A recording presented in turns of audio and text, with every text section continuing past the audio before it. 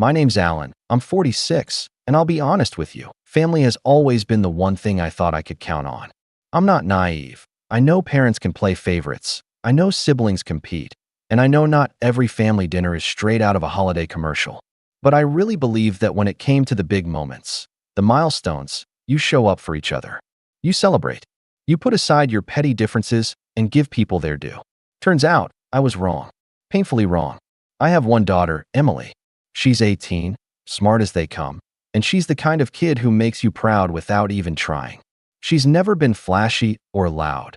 She's always been the hardworking, quiet achiever. While my brother's son, Jason, was the loud, always in trouble kind of kid who somehow still got showered with praise from my parents. My brother, Mark, has always leaned on my parents financially, rent, down payments, even Jason's endless emergency funds for things like wrecked cars and failed side hustles. Meanwhile, Emily worked part-time all through high school, saved her money, and graduated near the top of her class. I wanted to do something big for her, something that screamed, "We see you, and we're proud." So, I booked a private hall for her graduation party. Not just a back room at a restaurant, but a real event hall, fully catered, with decorations, music, everything. It cost me around $5,000, which, to be honest, is a lot, but I didn't mind. Emily deserved a moment that was hers and hers alone. I had spent weeks planning with the event manager, picking out her favorite colors for the theme, arranging a slideshow of her childhood photos, and even hiring her favorite local bakery to make a custom cake with her name on it. I pictured her walking in, seeing it all laid out, and knowing, truly knowing, that her hard work was noticed. The day of the party, Emily and I drove over together. She was so excited, even though she tried to play it cool. She kept smoothing down her dress and asking, "Do you think people will actually come?" I told her, "Of course they will. You've earned this." But when we stepped through those doors, everything stopped. Instead of banners that read, "Congrats, Emily," or table cards with her graduation year, all I saw was blue and gold balloons, streamers, and a massive banner strung across the back wall that said, "Congratulations, Jason," in bold letters. Jason, my nephew, my brother's kid, the one who barely scraped by, who my parents had to bribe into finishing his classes. Emily froze. She looked at me like she'd just been punched in the gut, her eyes flicking from the decorations to me, waiting for me to explain how this could possibly be a mistake. I couldn't even breathe for a second. My brother Mark came strolling over, big grin on his face, like he was the guest of honor. "Glad you guys made it," he said, clapping me on the shoulder. "Pretty great, huh? Mom and Dad thought it made more sense to do it this way. Two birds, one stone, you know." He said it so casually, like this wasn't Emily's party, like it was never meant to be hers at all. I remember looking over at my parents. My mom just shrugged, smiling that patronizing smile she uses when she thinks I'm about to make a scene. She said, "Alan, it made more sense this way. We couldn't justify throwing two parties when they're both graduating. And Jason needs this encouragement more than Emily. She'll be fine. She always is." My dad chimed in with, "Don't start, Alan. Everyone's already here, and we don't want drama." Emily didn't say a word. She sat down at one of the tables, hands folded in her lap, and stared at the tablecloth while the room buzzed around her. My heart broke in that moment. This was supposed to be her day. She had worked for this, sacrificed for it. And instead, she was sidelined in favor of Jason yet again. Every time she glanced up and saw his name on those decorations, I could see her shrink a little more. I tried to talk to her, to reassure her, but what could I even say? "Sorry, sweetheart, your grandparents decided your achievements aren't worth celebrating?" The worst part was seeing Jason lap it up, posing for pictures under that banner, soaking in the praise, while Emily sat in silence. At one point, someone asked if she wanted to get up and say a few words. She just shook her head, and her eyes were shining like she was holding back tears. That image is burned into my mind. The anger that started building in me was something I hadn't felt in years. I wanted to tear down that banner, to scream at my parents, to walk out with Emily and leave them all to their little charade. "But Emily," she whispered, "it's okay, Dad. Don't make it worse." So I bit my tongue. For the rest of the evening, I stayed by her side, watching as my family clapped for Jason, toasted Jason, and completely ignored the daughter I had spent $5,000 to honor. The daughter who deserved every ounce of that recognition and got none of it. On the drive home, Emily stared out the window the entire time. She didn't cry. She didn't complain. She just held herself so tightly, like she was trying not to unravel. I told her how proud I was, how none of them mattered, how this didn't change her accomplishments. But I knew those words weren't enough. They had taken something from her that night, something they couldn't give back. That's when something in me snapped. Because here's the thing. I've been helping my parents financially for years. They couldn't afford their mortgage without me covering the difference. Every month, I made sure that payment went through. They never thanked me for it. It was just expected, like I owed it to them. And while they were busy playing favorites, throwing away my daughter's moment, they were living comfortably because of me. I sat there that night, staring at my laptop after Emily went to bed, and for the first time, I thought, why am I doing this for people who can't even respect my child? So I didn't. The next morning, I didn't make that payment. I didn't send the money. And within 24 hours, my phone was blowing up with messages in the family group chat.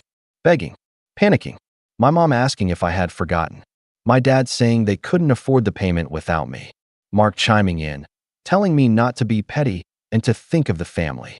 Emily walked by as my phone buzzed on the table, and I swear, for the first time in days, I saw a flicker of a smile on her face. But I hadn't even begun to respond yet. I just sat back, letting their panic build, knowing that for once, they were the ones holding their breath and waiting on me. And that's where things started to shift. When I didn't answer the group chat right away, my phone started lighting up nonstop. At first, it was the usual, my mom sending strings of question marks, little Alan, messages, as if maybe I'd just forgotten or overslept. But then it escalated. By mid-morning, my dad had sent a long paragraph about how the mortgage company doesn't wait and how responsible adults don't miss payments. I sat there with my coffee, scrolling, and for the first time in years, I wasn't panicked. Normally, the idea of my parents struggling would twist me up with guilt. But after what they did to Emily, I just felt detached, almost like I was finally watching them from the outside. Mark, of course, couldn't help chiming in. He wrote, "Look, man, I know you're upset about the party, but don't punish mom and dad. They were just trying to do what made sense for everyone. You've always had it easier, and Emily's fine. She doesn't need all that attention. Jason needed a win. Don't be selfish." Reading those words made my blood boil. Selfish. That's the word he used on me. As if quietly covering my parents' mortgage for years without recognition was selfish. As if giving up thousands of dollars I could have saved for Emily's college was selfish. And the kicker? Jason needed a win. Not earned, not deserved. Needed. As if my daughter's accomplishments could just be repurposed into his. I didn't answer right away. Instead, I let the silence stretch. And that's when the real manipulation began. My mom called me directly, her voice sugar-sweet, like she used to talk to me when I was a kid and she wanted me to give my last cookie to Mark. She said, "Alan, honey, you can't let your pride get in the way of family. We've always counted on you. You know we can't manage without your help." She didn't once mention Emily, didn't apologize, didn't even acknowledge what happened at the party. It was all about them, about how this missed payment would ruin their credit and put them in a terrible position. I asked her flat out, "Do you even realize what you did to Emily? Do you care how humiliated she felt?" There was a pause, just a few seconds, and then she sighed. "Alan, you're being dramatic. She's young, she'll forget about it. Jason's the one who struggles. You know that." That moment hit me like a brick. It wasn't even a slip, it was the truth. They didn't think Emily's achievements mattered because she was competent, reliable, strong. And because Jason was their project, their golden boy who always needed saving, they were willing to throw my daughter under the bus. That week became a game of cat and mouse. Every day, I woke up to new messages. My dad tried a different approach, authority. "Alan, this isn't optional. We're your parents. You don't just stop supporting your family because you're angry." Like it was a duty, like I was their employee and this was my job. He even tried guilt-tripping me about the roof you grew up under and how I should repay that debt. I wanted to laugh. That roof only stayed over our heads because my grandmother left them the house, and because I, later on, kept their bills afloat. But they twisted it into something they had given me. Meanwhile, Mark started stirring the pot even more. He called me one night, trying to act like the peacekeeper. His voice was all faux concern. "Look, Alan, I get it. You feel slighted. But you can't just cut them off. They're too old to figure this stuff out on their own. And honestly, It's not fair to Jason either. That last part nearly made me choke. I asked him, what does Jason have to do with their mortgage? And he actually had the audacity to say, well, if mom and dad lose the house, where do you expect him to go? You know he's not stable yet. I swear, I had to grip the phone to keep from throwing it across the room. They weren't just depending on me for themselves. They were counting on me to bankroll Jason's fallback, too. The more they pushed, the more Emily noticed. She'd sit at the kitchen table doing her summer assignments, her phone buzzing with the same group chat notifications. She asked me once, quietly, "Are you going to give in?" I looked at her and saw that same tightness in her shoulders from the party night. That hesitation, like she didn't believe her happiness was worth fighting for. And I realized that's what my family had done. Years of favoring Jason had trained her to think she didn't deserve more. That was the moment I knew I couldn't cave, no matter how ugly it got. Things got uglier fast. My parents stopped with the polite messages and started playing dirty. My mom wrote in the group chat, "Alan is punishing us all because Emily can't handle sharing a party. Everyone should know the truth." She was trying to turn the extended family against me, framing it like I was some spoiled dad throwing a tantrum. Mark piled on, writing things like, "Yeah, Emily looked fine to me. She wasn't even upset. Alan just wants everything to be about him." That one almost made me laugh, because if anyone wanted everything to be about them, it was Jason, standing under that banner like he'd just won the Nobel Prize. By the end of the week, my parents invited Jason and Mark over to their place and sent me a picture. They were all sitting on the porch, smiling, with the caption, "Real family sticks together." It was like they were daring me to break, to see myself on the outside and crawl back for approval. For a split second, I felt that old ache, the one from childhood, when Mark was always first and I was always the afterthought. But then Emily walked into the room, saw the picture, and just shook her head. "They'll never change, Dad," she said. And she was right. Still, the pressure didn't stop. My dad called me late one night, voice low and angry, telling me they'd already gotten a notice from the bank. He said, "If this place goes under, Alan, it's on your head.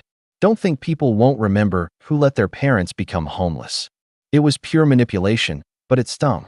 Because even when you know it's unfair, hearing your own father say you're the reason they might lose their house hits deep. I hung up on him, but I couldn't sleep after that. I sat there, staring at the ceiling, wondering if I was really ready to let this play out. The next day, Emily brought me breakfast in bed, toast, eggs, nothing fancy. She sat on the edge of the bed and said, "I don't want you to feel guilty for me. I just want you to stand up for yourself. For us." And that's when I knew. It wasn't just about the money. It wasn't even just about the graduation party. This was about decades of being second to Mark, about my parents seeing me as a wallet, and about my daughter learning from me what she should or shouldn't accept in life. If I caved now, I'd be teaching her the wrong lesson. So I didn't cave. And when the next mortgage date came and went, the storm really hit. My parents showed up at my house. Not a call, not a message. Physically at my front door, knocking until Emily peeked through the blinds and whispered, "Dad, they're here." My stomach dropped. Because this wasn't just going to be guilt-tripping texts anymore. This was going to be face-to-face. And judging by the look on my dad's face when I opened the door, it was going to get ugly. And that's exactly where things started to unravel, in ways I hadn't even imagined. When I opened the door, my parents were standing there like they owned the place. My dad had that familiar stern look he used whenever he wanted to intimidate me as a kid. My mom was already in tears, not real tears, but those half-performative ones she could summon when she wanted to look like the victim. Behind them, Mark leaned against his car at the curb, arms crossed, like some self-appointed bodyguard. And of course, Jason was in the passenger seat, blasting music loud enough to rattle the windows, like this was all just background noise to his life. "Alan," my dad said sharply the second I cracked the door. "We need to talk." Now, Emily had come to stand just behind me, holding onto the side of the door frame like she was bracing herself. I could feel her tension radiating off her. She shouldn't have had to hear any of this, but part of me knew it was better she did.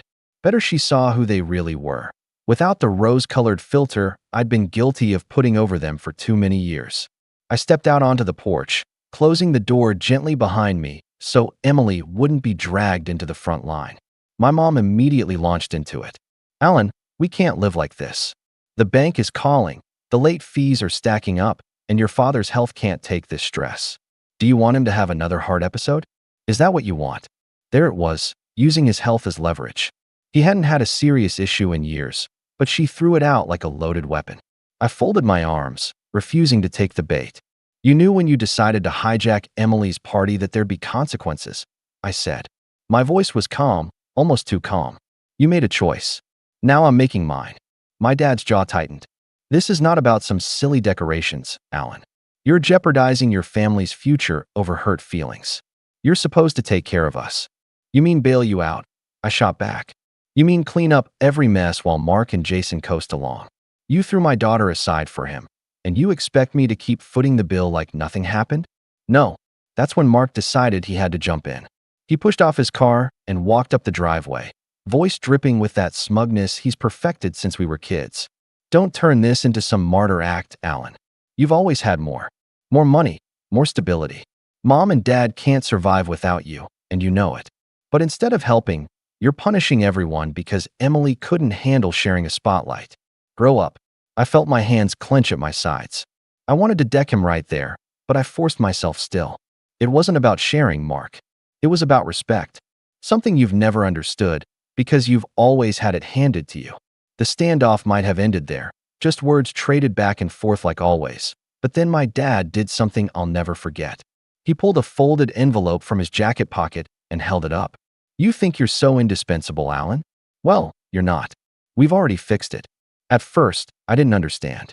Then he shoved the envelope into my chest, forcing me to take it. Inside was a letter from the bank. But it wasn't about a missed payment. It was paperwork for transferring financial responsibility. My parents had gone to the bank behind my back, using my information, and signed me as a co-borrower on their mortgage. Without my permission. For a second, I couldn't even process it. My head spun. What is this? I asked, my voice low and dangerous. My mom piped up quickly, defensive. We only did it because we knew you'd come around eventually. It's just a formality. You've been paying anyway. The bank just needed someone reliable on the paperwork. Reliable. That word cut deeper than I expected. To them, I wasn't a son. I wasn't a father to a daughter who deserved better. I was just reliable. A walking safety net they could tie themselves to, without even asking. You forged my signature? I asked, my voice shaking. Mark actually laughed, a short, mocking sound. Don't be so dramatic. They didn't forge anything. They just expedited what was already happening. You've been paying for years. It's the same thing. But it wasn't the same thing. It was a betrayal on a level I didn't think they were capable of. This wasn't just emotional manipulation anymore. This was illegal. They had tied me financially to their sinking ship without even giving me a choice. I could feel Emily's eyes on me from inside the house, watching through the blinds. And I knew she saw the moment something in me broke. You had no right, I said slowly, every word deliberate. No right to decide for me. You've used me my entire life, and I let it happen because I thought that's what family did. But this crosses a line you can't come back from. My dad tried to assert his authority again. We did what needed to be done. Family sacrifices for family. You'll thank us one day when you understand. I stared at him, at both of them, and for the first time, I didn't see my parents. I saw people who would sell out their own son without hesitation if it kept Jason comfortable. People who would smile at my daughter's tears and call it making sense. People who believed love was measured in dollar signs and obedience. I handed the envelope back and said, "You just made the worst mistake of your lives." Then I turned, opened the door, and walked back inside, leaving them on the porch. Emily was standing there, wide-eyed. She asked softly, "What did they do?" I couldn't even answer right away. I just pulled her into a hug, holding her tighter than I ever had. Because in that moment, I realized something. This wasn't just about the graduation party anymore. It wasn't about one night, one banner, one slight. It was about years of being treated like an afterthought, like a resource, like a tool. And now they'd crossed a line so deep, the only way forward was to fight back. But how I would fight, that's the part one hadn't figured out yet. That night, I barely slept. Every time I closed my eyes, I saw that smug envelope, saw Mark's smirk, heard my mom's voice saying formalities, as if stealing my signature was just paperwork. And underneath all of it, I felt something else creeping in, a cold, steady resolve. Because if they thought they could tie me down without consequences, they were about to learn just how wrong they were. And that's when the real planning began. When I shut the door that day, I thought I could just lock them out, physically and emotionally. But betrayal doesn't sit quietly in the corner. It gnaws at you. It follows you into every room, into every thought. That envelope, those papers, they were like a parasite in my head. I couldn't stop replaying it over and over. My parents had taken my name, my trust, and twisted it into another chain to keep me tied to them. At first, I tried to brush it off. I told myself, maybe the bank won't process it. Maybe it's just another empty threat. But a week later, an official-looking packet arrived in the mail, confirming what I already knew in my gut. The mortgage had been restructured, and my name was on it. Just like that, I wasn't just the reliable son anymore. I was legally bound to their mess. When I opened that envelope at the kitchen table, Emily was sitting across from me with her laptop. She saw my face before I could school it, and she asked, "It's worse, isn't it?"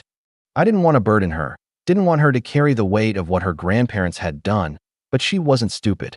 She'd grown up watching the favoritism, the way I was treated versus Mark, the way Jason was coddled. She knew. I said, "It's official now. They made me part of the mortgage." She just stared at me, then shut her laptop and came to sit beside me.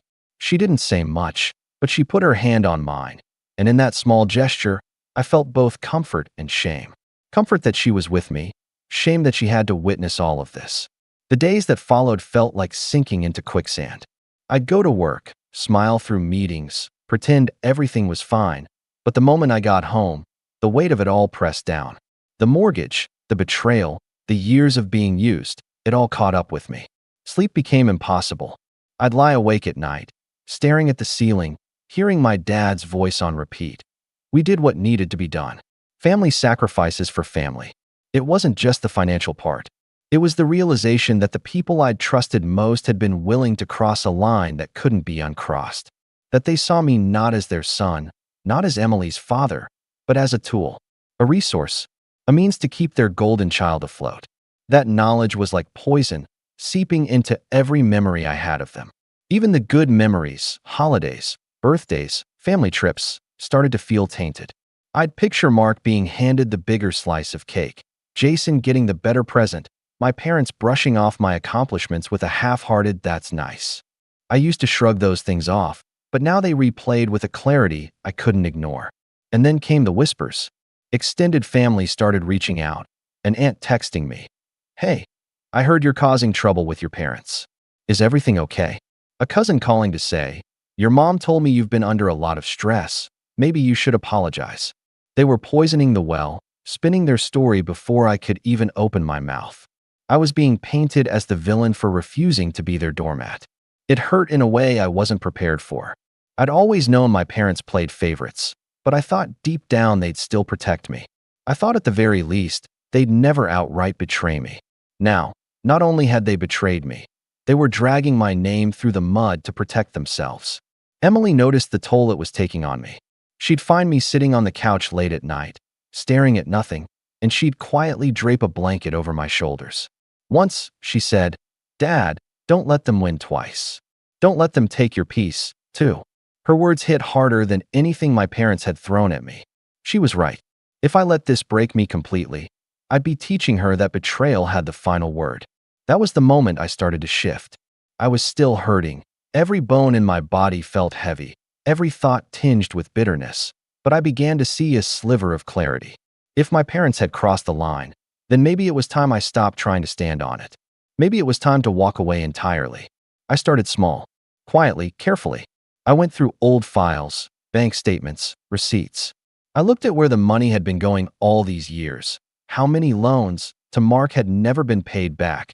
How many emergencies for Jason were nothing more than new sneakers or another wrecked car? Seeing the numbers in black and white was like a cold shower. It wasn't just favoritism. It was a calculated drain. And I had been the well they tapped into without hesitation. I stopped answering their calls.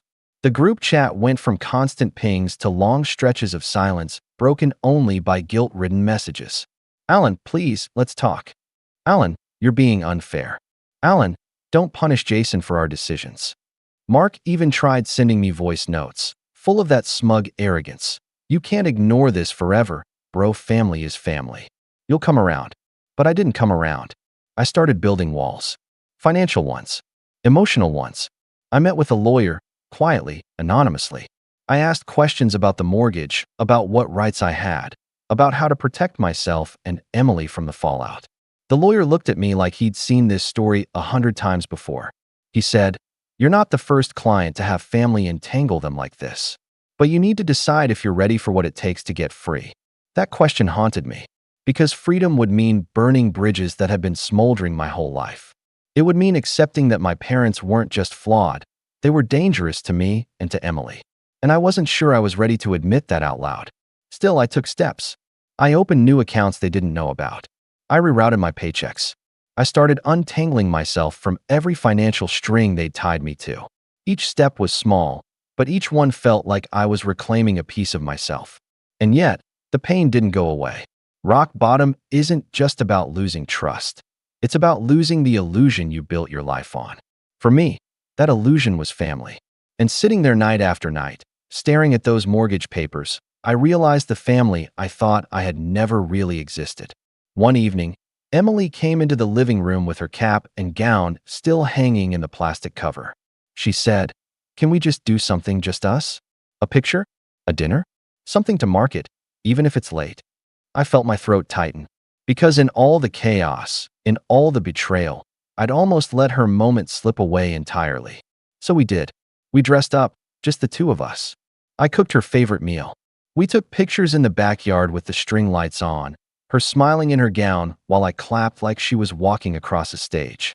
And for the first time in weeks, I felt a spark of pride again, not just in her, but in myself, for refusing to let my parents steal every bit of joy from us. But even in that moment, even with Emily's laughter filling the air, I couldn't shake the reality pressing in on me. The mortgage was real.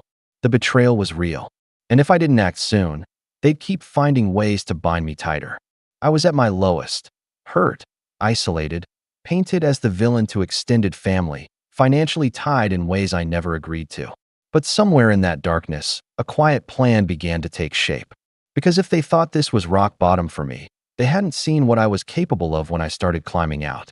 Climbing out of that pit didn't happen overnight. Rock bottom is sticky. It tries to keep you there, whispering doubts, replaying every failure and betrayal until you almost convince yourself to give in. But little by little, I started to move differently. It began with simple decisions.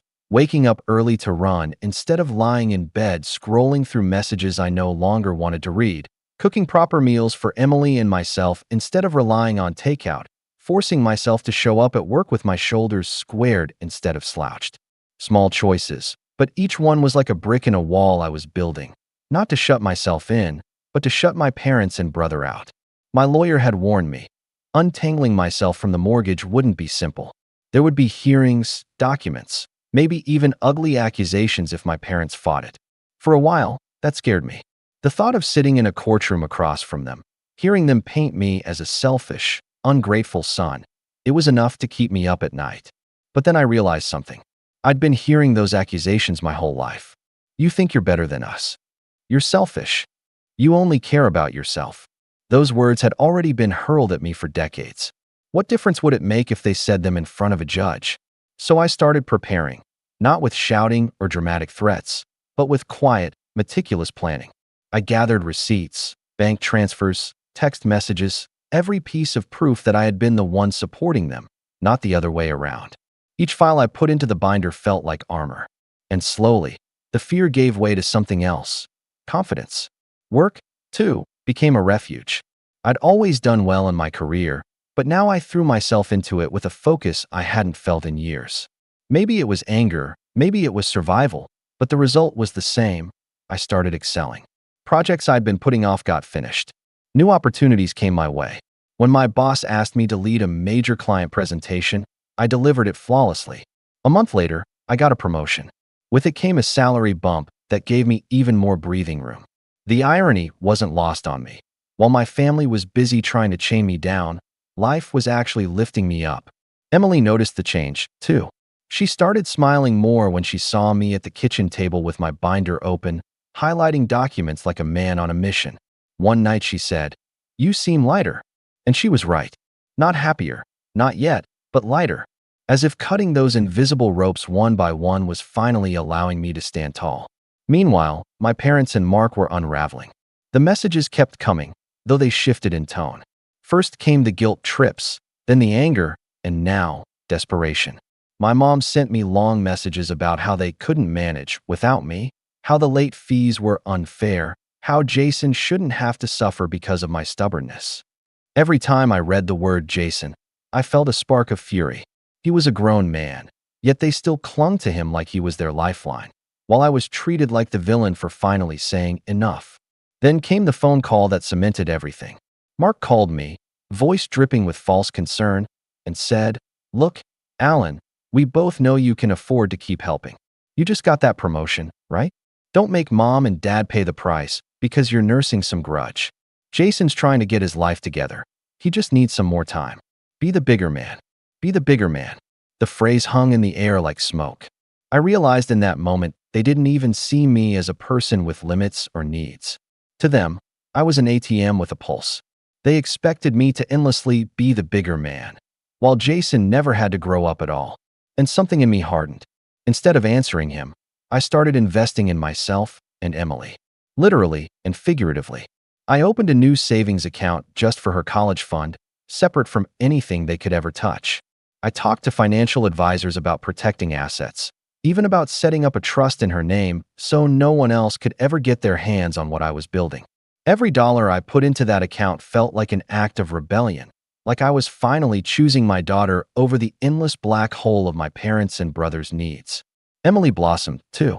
Freed from the shadow of that disastrous party, she started leaning into her own plans. She applied for internships, took extra courses, started sketching out the future she wanted.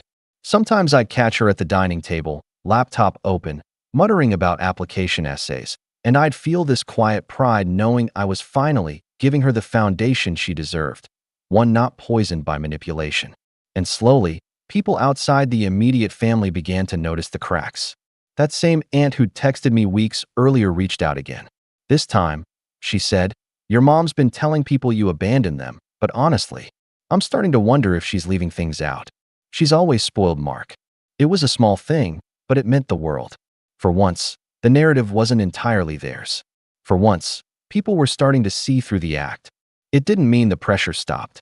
My parents tried new tactics, showing up at my office unannounced, leaving voicemails about how they might lose the house any day now. But each time, instead of caving, I documented. Dates, times, messages. A neat little trail of evidence. My lawyer, when I handed over the updated binder, nodded in approval. "You're doing everything right," he said. "If they push this, you'll be ready." And the more I prepared, the stronger I felt. Stronger than I had in years. One night, after weeks of quiet grinding, Emily and I sat in the backyard with the string lights glowing. She looked at me and said, "You seem different, Dad. Like stronger." I asked her what she meant, and she smiled. "It's like you're not scared of them anymore. It's like you finally realized you don't need them." She was right. For the first time in my life, I wasn't chasing their approval. I wasn't trying to be the good son, the reliable one, the savior. I was just me, a father who loved his daughter, a man who was done being used. But the funny thing about gaining strength is that people notice. And when people who are used to controlling you notice, they panic. Which is exactly what started to happen. My parents' messages turned frantic. Mark showed up at my door more often, his smugness giving way to desperation. Jason even called me once, slurring his words, asking why I was ruining everything. And all the while, I kept climbing. Work kept rewarding me. Emily kept thriving. My confidence kept growing. It was like two separate worlds, theirs crumbling, mine rising. And the higher I climbed, the more dangerous I knew it would feel to them. Because nothing scares people who rely on control more than the moment they realize they've lost it. And that's when I started to see the outlines of what my revenge could be. Not the petty kind, not screaming or throwing things, but the kind that comes from power. From standing tall while they scramble. From letting them feel, maybe for the first time in their lives, what it's like to be powerless. I wasn't ready yet, but the pieces were falling into place. And I could feel, deep in my bones, that the next move was going to change everything. When you hit the bottom, you start learning which things are fragile and which things are just loud. Pride is loud. Appearances are loud. But paper is quiet and honest. And if you know how to read it, paper will tell you everything you need to know. That's what I learned in part 6, Set Up for Revenge. It wasn't one big heroic moment. It was a slow, surgical unwrapping of secrets that had been hidden in plain sight for years. The first crack came because of something boring, my promotion. Part of the new role involved meeting a client who worked in banking compliance. We were introduced at a work event, small talk and smiles. And in 15 minutes we were chest deep in stories about family weirdness and trust. I didn't tell him everything, just that I'd been dragged into some mortgage mess and needed to know what the bank could and couldn't do when a borrower's name had been added without their consent. He gave me a casual, "That's nasty," then said the kind of thing people in his line of work tend to say without thinking. If you've been added fraudulently, there are ways to unpick it. But you need proof. Transaction records, identity verification, notarized forms. If the paperwork doesn't line up, it's on the bank to investigate. He didn't know he'd handed me a weapon. That evening I sat at my kitchen table with a fresh notebook and a worrying kind of clarity. Proof, I wrote, and then made a list. Dates, conversations, receipts, wire transfers. I realized I'd been operating under feelings for too long, loyalty, guilt, hope, when what I needed was evidence. So I began collecting it. It was tedious and sometimes humiliating.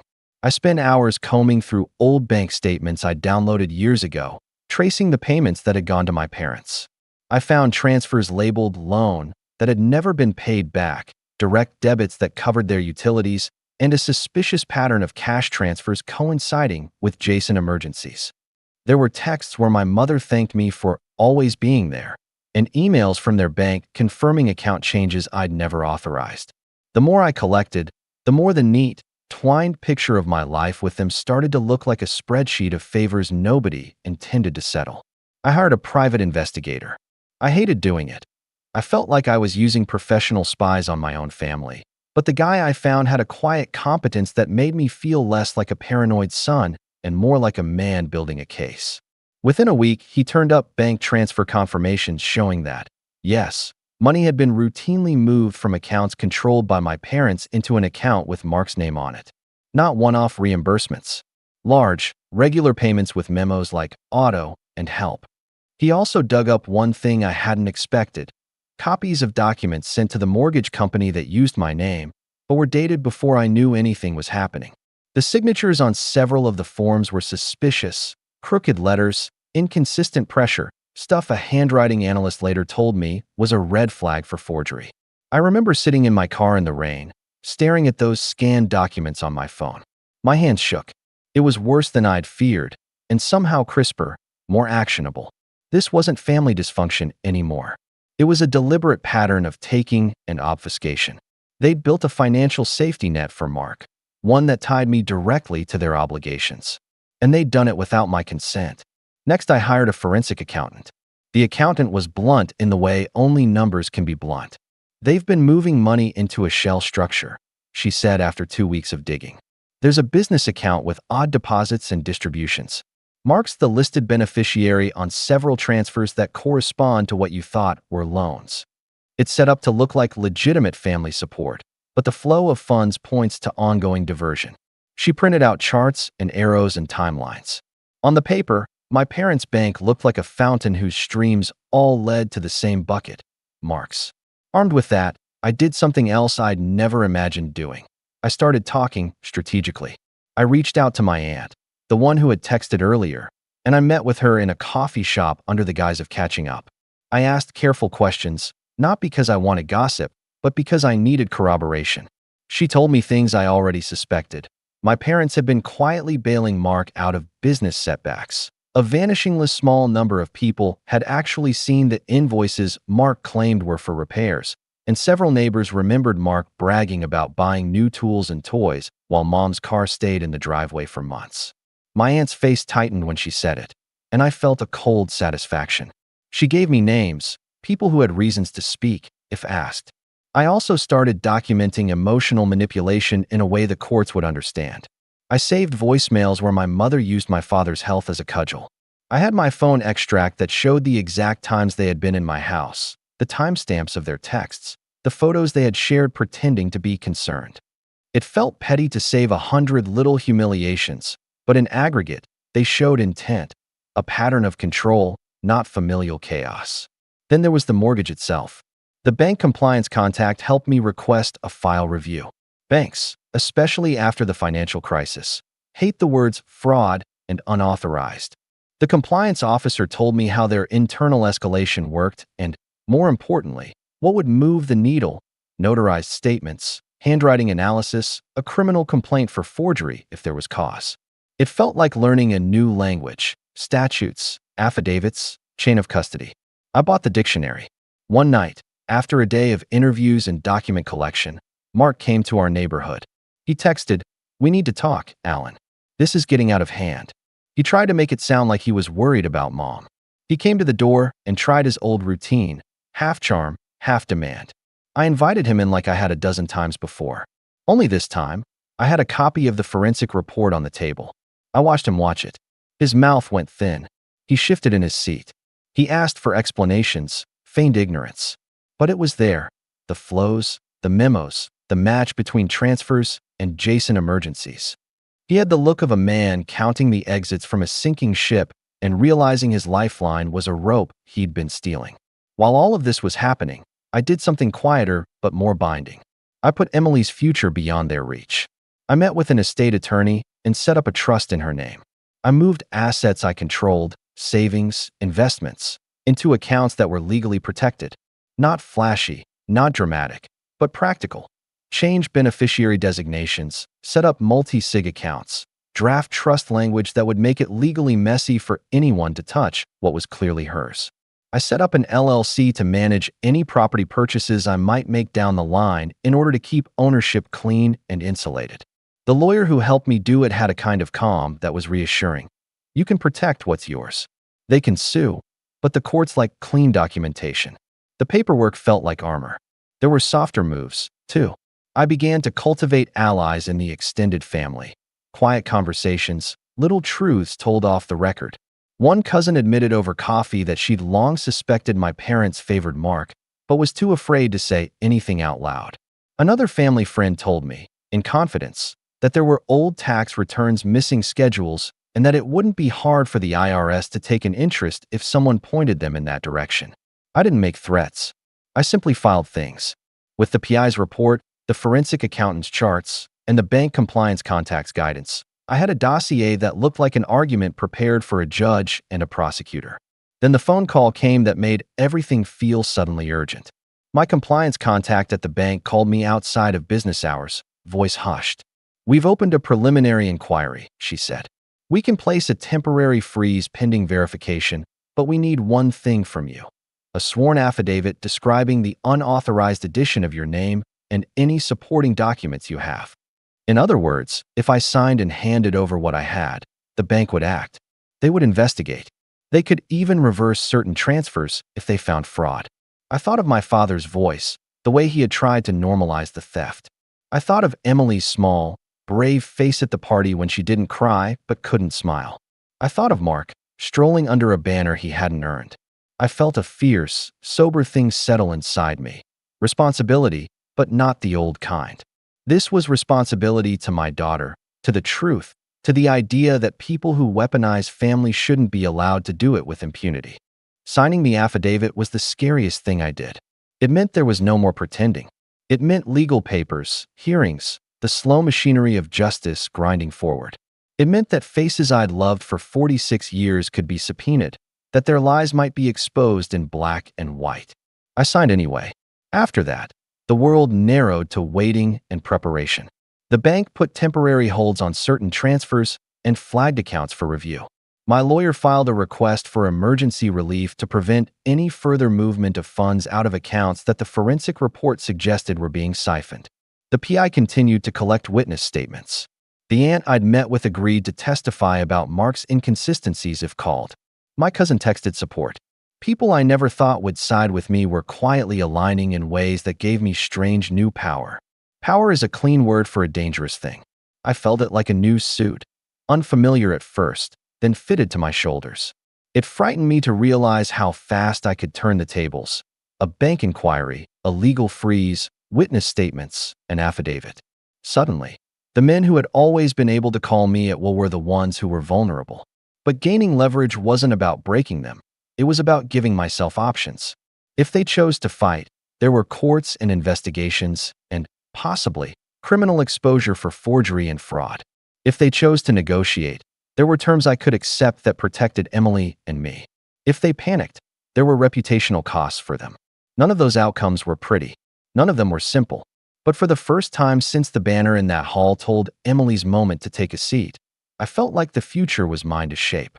And then something unexpected happened. My dad called me late one night.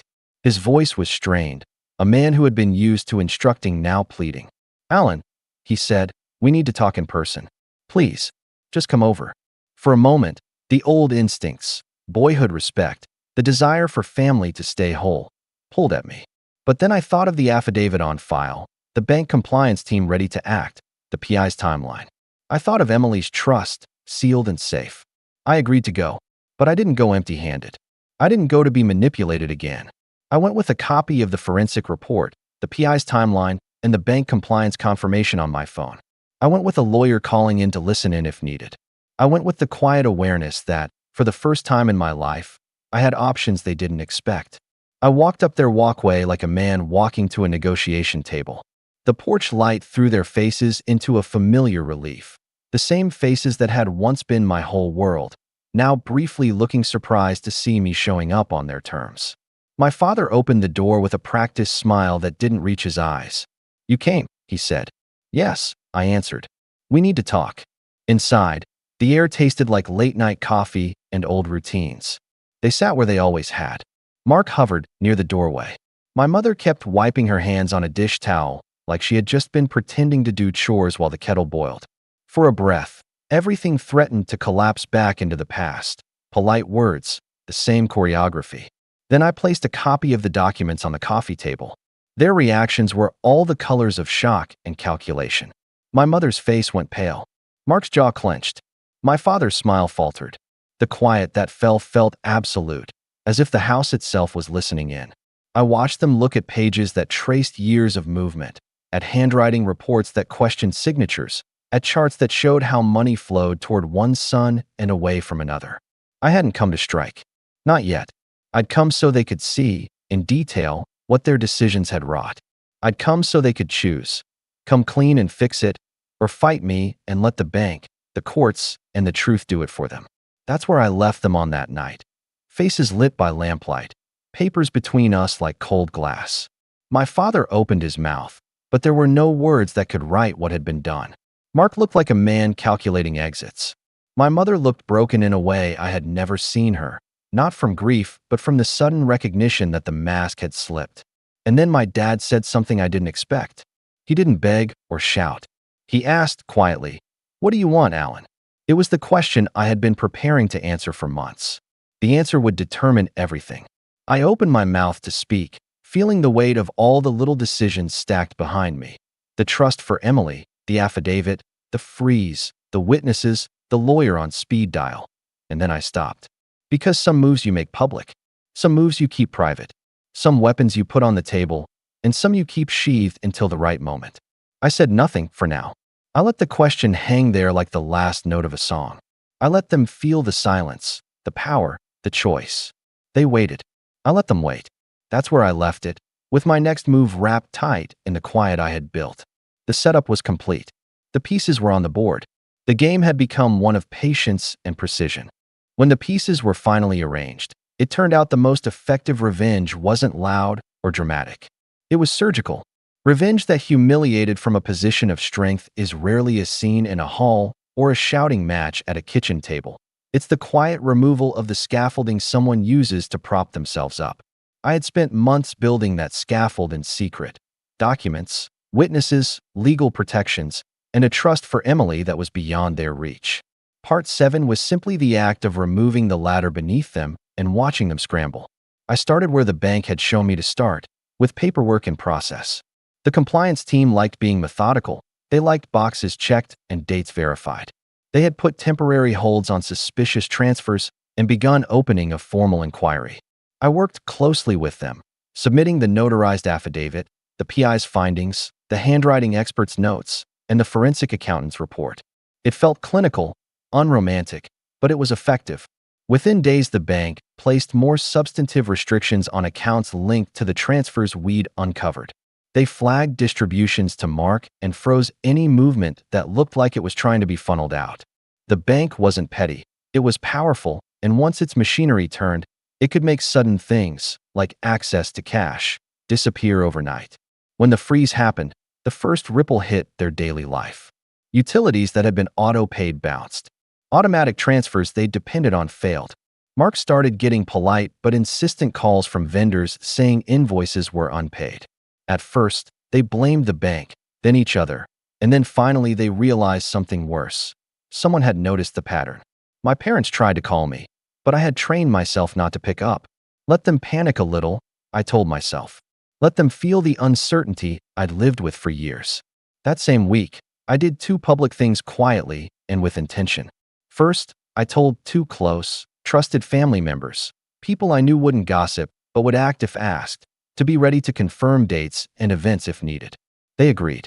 Second, I reached out to a neighbor Mark had recently borrowed from, someone who had paid him back once and knew the pattern of loans.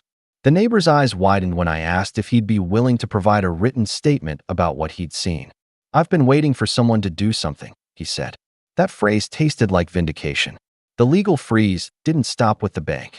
My lawyer pushed for emergency relief to prevent any further draining of assets that could affect the mortgage or Emily's safety. The affidavit and the forensic reports were persuasive. The judge issued a temporary injunction preventing transfers from certain accounts and ordered a preliminary hearing. Suddenly, this wasn't just a family argument. It was an official legal matter with paper trails and dates and a courtroom somewhere in the near future.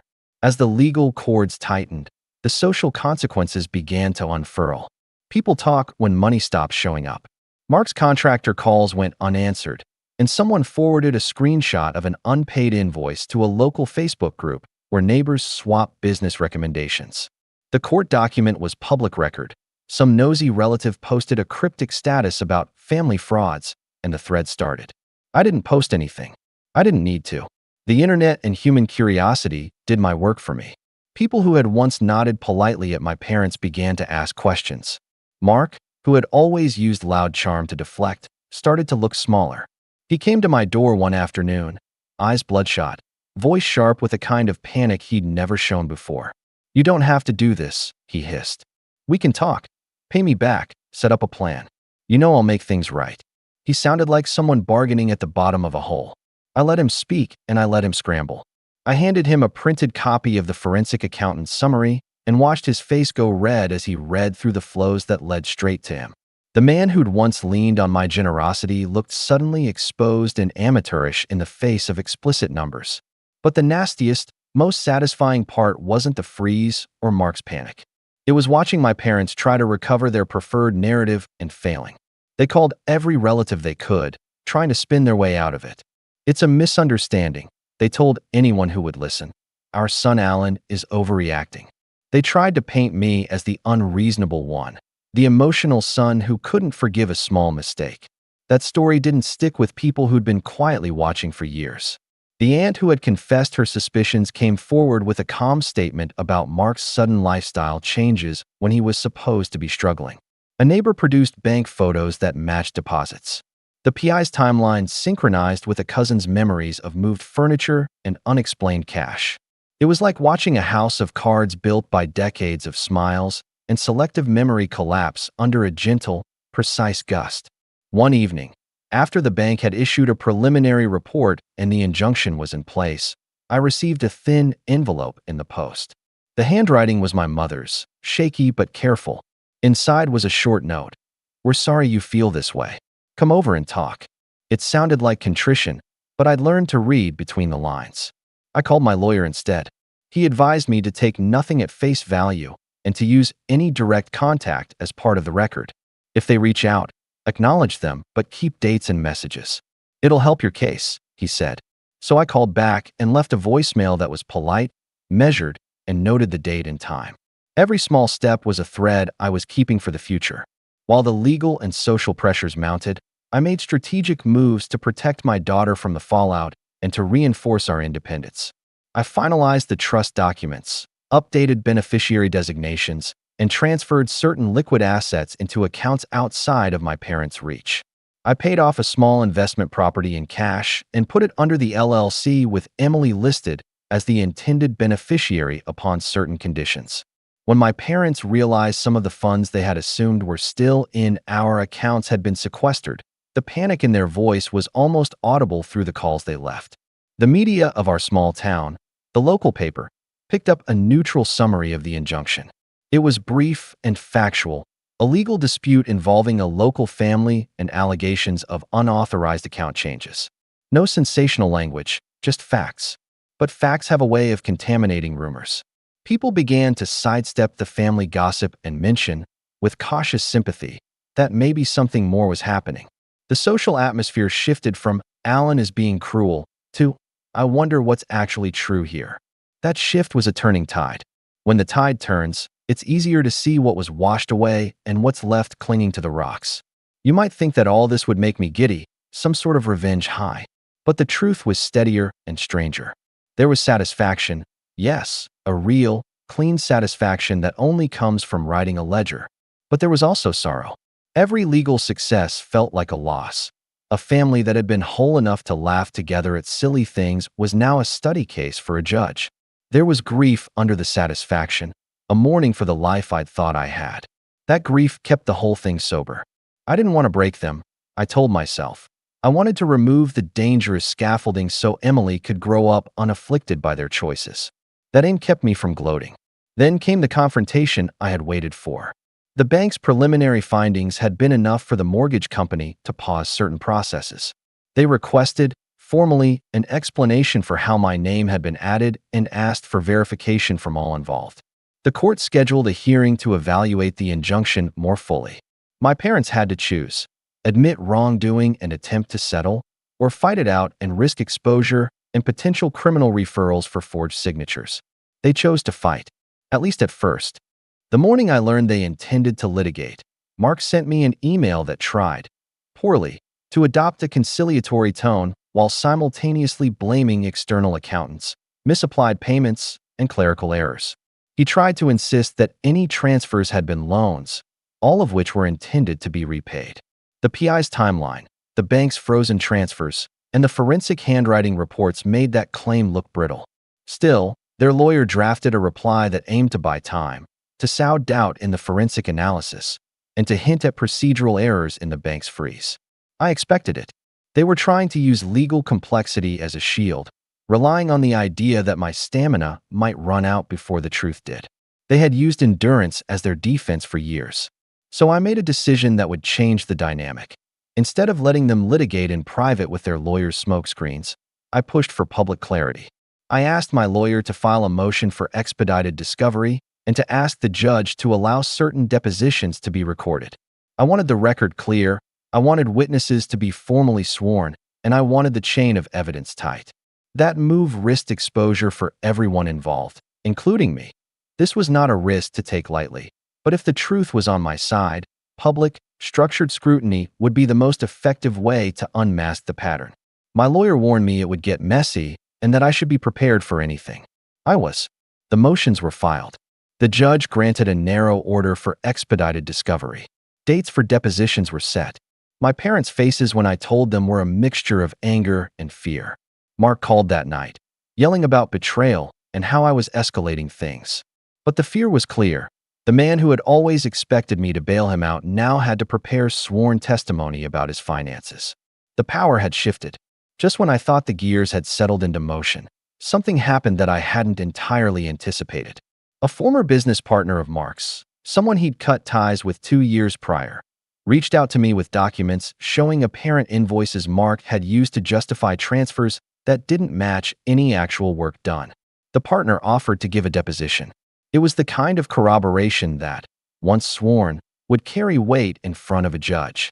It was the small, devastating detail that could turn a messy fight into a legal winter for Mark.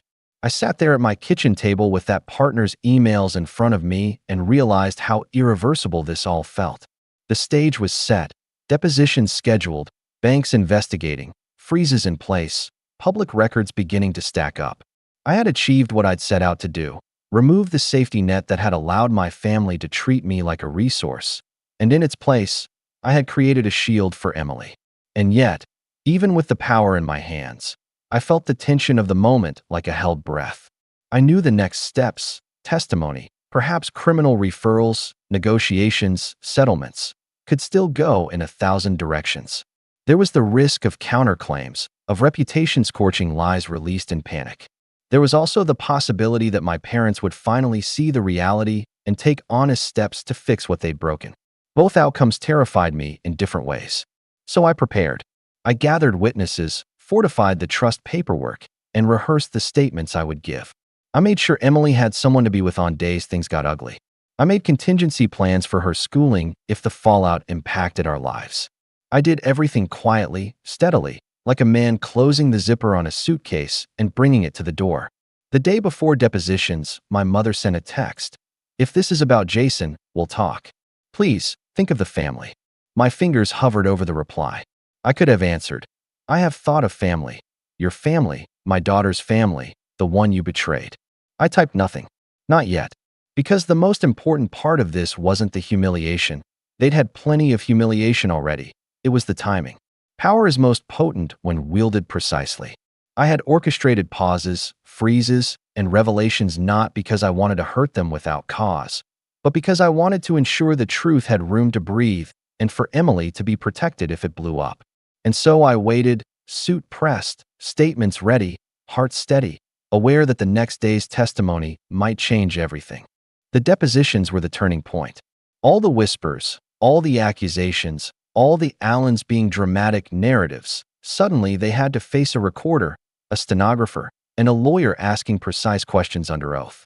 Watching my parents sit in stiff-backed chairs, sworn in, was surreal. They looked older than I remembered, not because of time, but because of exposure. For years, they had hidden behind family dinners and polite smiles. Now there was no banner to hide under, no hall to commandeer, just the quiet, unyielding pressure of the truth. Mark went first. He tried to swagger, like always, tossing out half smiles and shrugs as if the whole thing were beneath him. But depositions don't reward charm. The lawyer laid out the transfers, dates, amounts, account numbers. "Can you explain why these funds, originally deposited by your parents, were transferred into your account labeled auto repairs when no invoices for such repairs exist?" Silence. A shuffle of papers. A stammer. Then, "I don't recall." That phrase became his lifeline. But the more he used it, the tighter the noose grew. The bank's records, the forensic charts, the PI's notes. Each, "I don't recall," made him look less like a victim and more like a man dodging the inevitable. When my mother spoke, her voice trembled. She tried to paint it as maternal worry, as parents making hard choices. "We thought Alan would understand," she said. "He's always been responsible. He's always helped. It wasn't malicious, it was just family." The lawyer didn't blink. "Did Alan authorize you to sign his name on these mortgage documents?" Her hands twisted in her lap. "We knew he'd help," she whispered. That was it. The closest she came to admitting they'd forged me into their plan. My father tried authority, like he always had. "This is blown out of proportion," he declared. "Our son is ungrateful. We've given him everything, and this is how he repays us." The lawyer calmly slid over the handwriting analysis, the affidavit, the bank's internal review noting irregularities. "Is this your son's signature, sir?" My father looked down, jaw set, then refused to answer. The silence was louder than any denial. When it was over, they walked out pale, tight-lipped. Mark stormed out, muttering about lawyers being parasites. My mother wouldn't meet my eyes.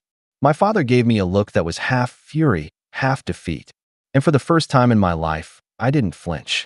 I sat there with Emily waiting outside the room, her hand resting on my shoulder, and I thought, we finally took the power back. The fallout was swift. The bank issued its findings. The mortgage signature was deemed unauthorized, fraudulent. My name was removed from the loan, and the bank flagged my parents for potential criminal review. That word, fraud, followed them like a shadow. The injunction remained in place while the courts sorted through the diverted funds. Mark faced civil claims for the misappropriated money, with the threat of tax audits looming. The former business partner followed through, testifying to fabricated invoices. Piece by piece, the facade of competence and control that had kept them safe for decades collapsed. The social tide shifted, too. Relatives who had once parroted my parents' narrative fell silent. A few reached out quietly, apologizing for doubting me, for believing the spin. My aunt sent a simple text. "I always knew you were telling the truth." At gatherings, when my parents walked in, conversations paused. People didn't rush to greet them anymore. Respect that had been assumed was now withheld. And they hated it. Mark lost more than reputation. Without the easy flow of money, his lifestyle crumbled. The car was repossessed. The side businesses shuttered.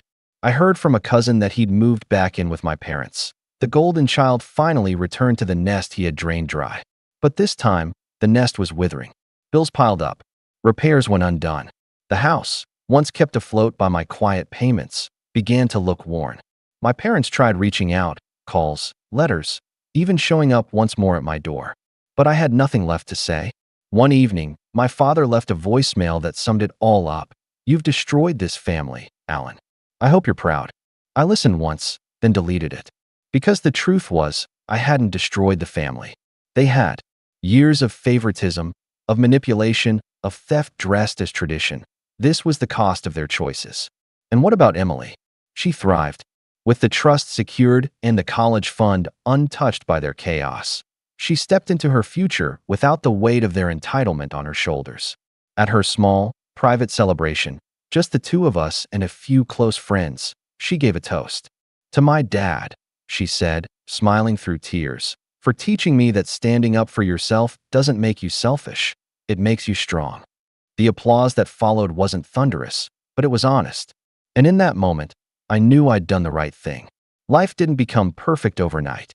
There were still pangs of grief, flashes of memory where I wish things had been different. But grief is lighter when you know it's clean, when it isn't tangled with guilt or doubt. I grieved the family I thought I had, not the one I actually did. And every time I looked at Emily, I felt something else too. Pride. Not just in her, but in myself. For once, I hadn't let them define me. Months later, I drove past my parents' house. The lawn was overgrown. The paint was peeling. A foreclosure notice hung crooked on the front door. I didn't stop. I didn't gloat. I just looked once, then kept driving. Some endings don't need speeches. At home, Emily was waiting with a stack of acceptance letters. She spread them out on the kitchen table, her eyes bright. "Wherever I go," she said, "I want you there with me." I smiled, feeling that quiet weight lift for good. Because the truth is, revenge isn't always about watching them fall. It's about making sure you rise. And we had. The last time my father's words echoed in my mind. "What do you want, Alan?" I finally knew the answer. What I wanted was simple. Never again to see my daughter cry under someone else's banner. And that's exactly what I gave her. My name's David, I'm 27, and if you told me 2 months ago that I'd be sitting here writing about how my entire family got exposed by a single voice message, I would have laughed and said, that only happens in movies. But no, it happened to me, and it started on one of those nights where you're already a little tired, a little vulnerable, and then life decides to smack you across the face just to see how you'll react. To understand what happened, you need to know a bit about my family. I was the middle child in a house where being the dependable one wasn't really a compliment. My older brother, Kevin, was the golden boy, the one who always had a spotlight no matter how dim his actual accomplishments were. He could forget to pay his bills for months, crash his car twice, and somehow my parents would frame it as he just has so much potential, he's distracted. My younger sister, Mia, was the baby. Anything she did was precious, even if it was objectively ridiculous. When she decided to drop out of college after one semester, my mom called it her journey.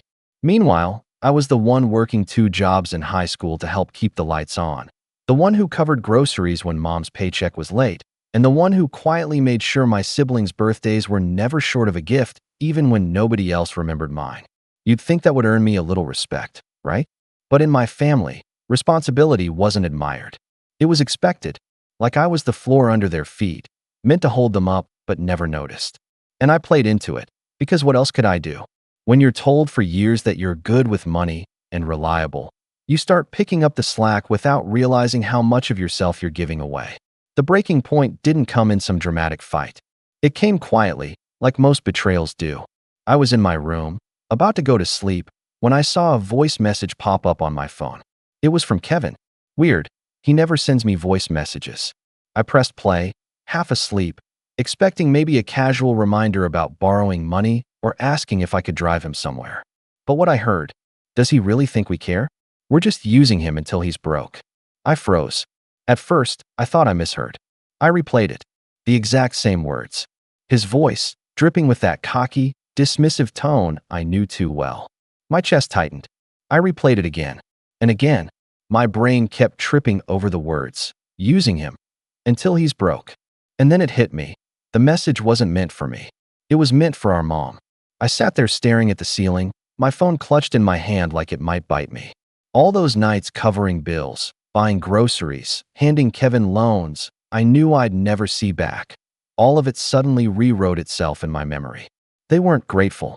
They weren't even indifferent. They were counting down the days until I had nothing left to give. My own brother thought I was too naive to notice. I didn't sleep that night. My thoughts bounced between fury and disbelief, back and forth until they burned. I kept remembering every small moment I'd shrugged off. The way Mom would sigh dramatically when I said I couldn't spot Kevin again this month. The way Mia once joked that I was basically the family's ATM. At the time, I laughed along to keep the peace. But now, hearing Kevin's words, those moments felt like puzzle pieces clicking into place, a picture I never wanted to see but couldn't unsee now. I wish I could tell you I calmly confronted them the next morning, that I walked into the kitchen, put my phone on the table, hit play, and demanded answers. But I didn't. I couldn't. Instead, I just shut down. I packed a bag before the sun came up, tossed in the essentials, my laptop, a few shirts, my passport, not because I had a plan, but because something in me knew I couldn't keep playing the role they'd written for me. When Mom called out from the living room as I walked past with my bag, "David, can you grab milk on your way back?" I almost laughed. Here I was, replaying my brother's words like a knife twisting deeper each time, and she still saw me as the errand boy. I mumbled something about going out and stepped outside. The morning air was sharp, cutting. I felt a strange calm under the hurt, like my body knew what my mind was still catching up to. I wasn't coming back. But here's the thing, leaving wasn't the end.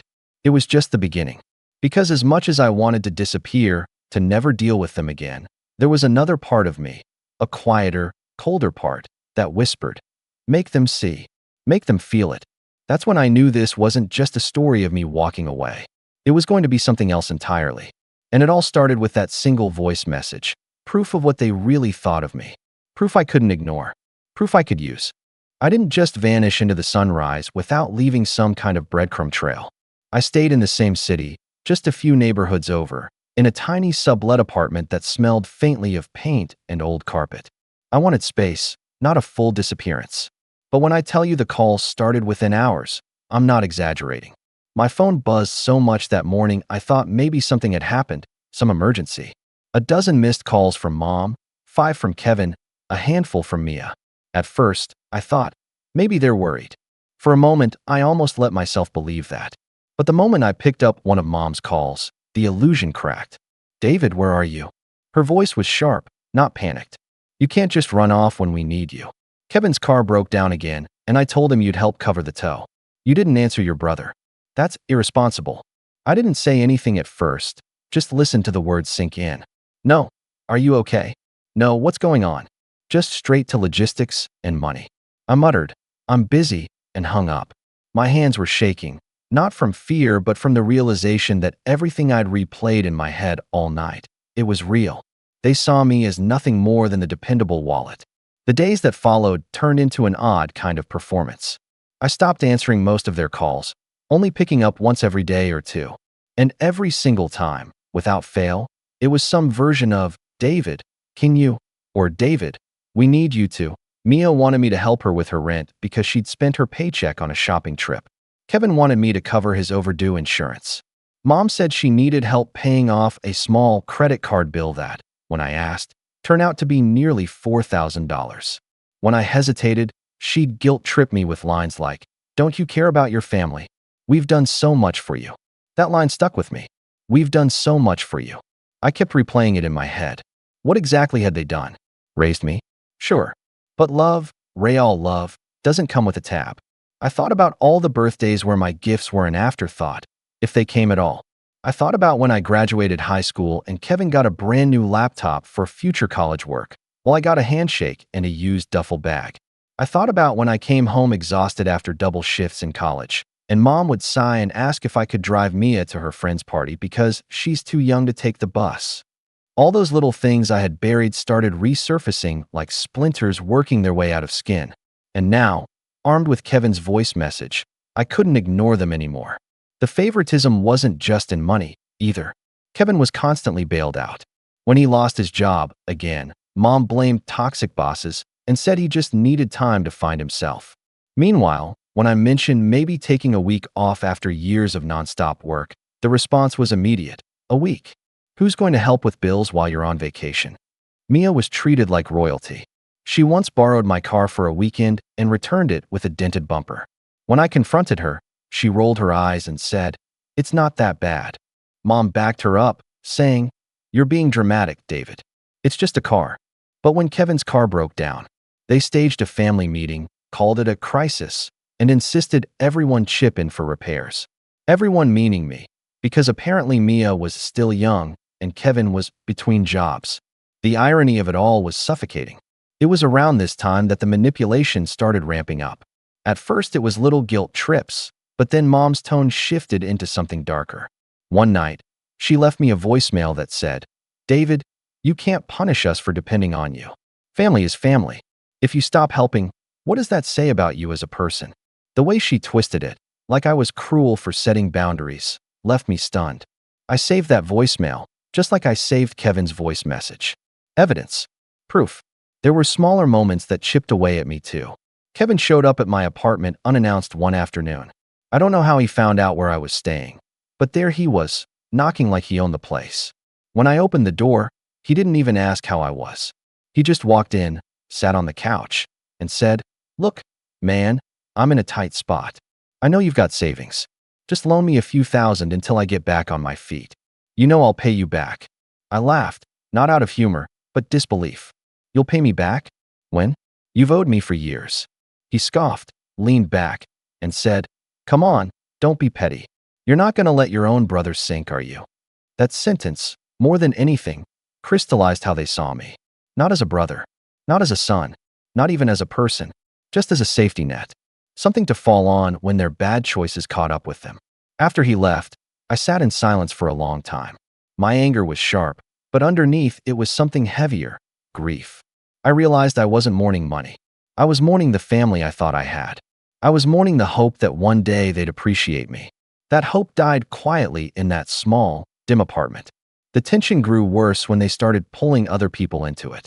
My aunt called me one morning, saying, "Your mom's worried sick. She says you've changed. She said you're abandoning them." My mom had painted me as the villain, the selfish son who turned his back on his family. And people believed her, because that's how it always went. My brother was the golden boy, my sister was the baby, and I was the workhorse. So when I stopped carrying the weight, they framed it as betrayal. But here's the thing. While all this manipulation and mistreatment was building, something inside me was shifting too. For the first time, I wasn't bending. I wasn't rushing over to solve their problems. And every time I said no, it got a little easier. Every no felt like reclaiming a piece of myself they'd taken long ago. Still, I knew this wasn't sustainable. They weren't going to stop pushing. The guilt trips were turning into threats of disownment, whispered warnings about how you'll regret treating your family this way. And Kevin, well, Kevin was getting desperate. I could hear it in his voice. The entitlement wasn't just arrogance anymore. It was fear. And that's when I realized something.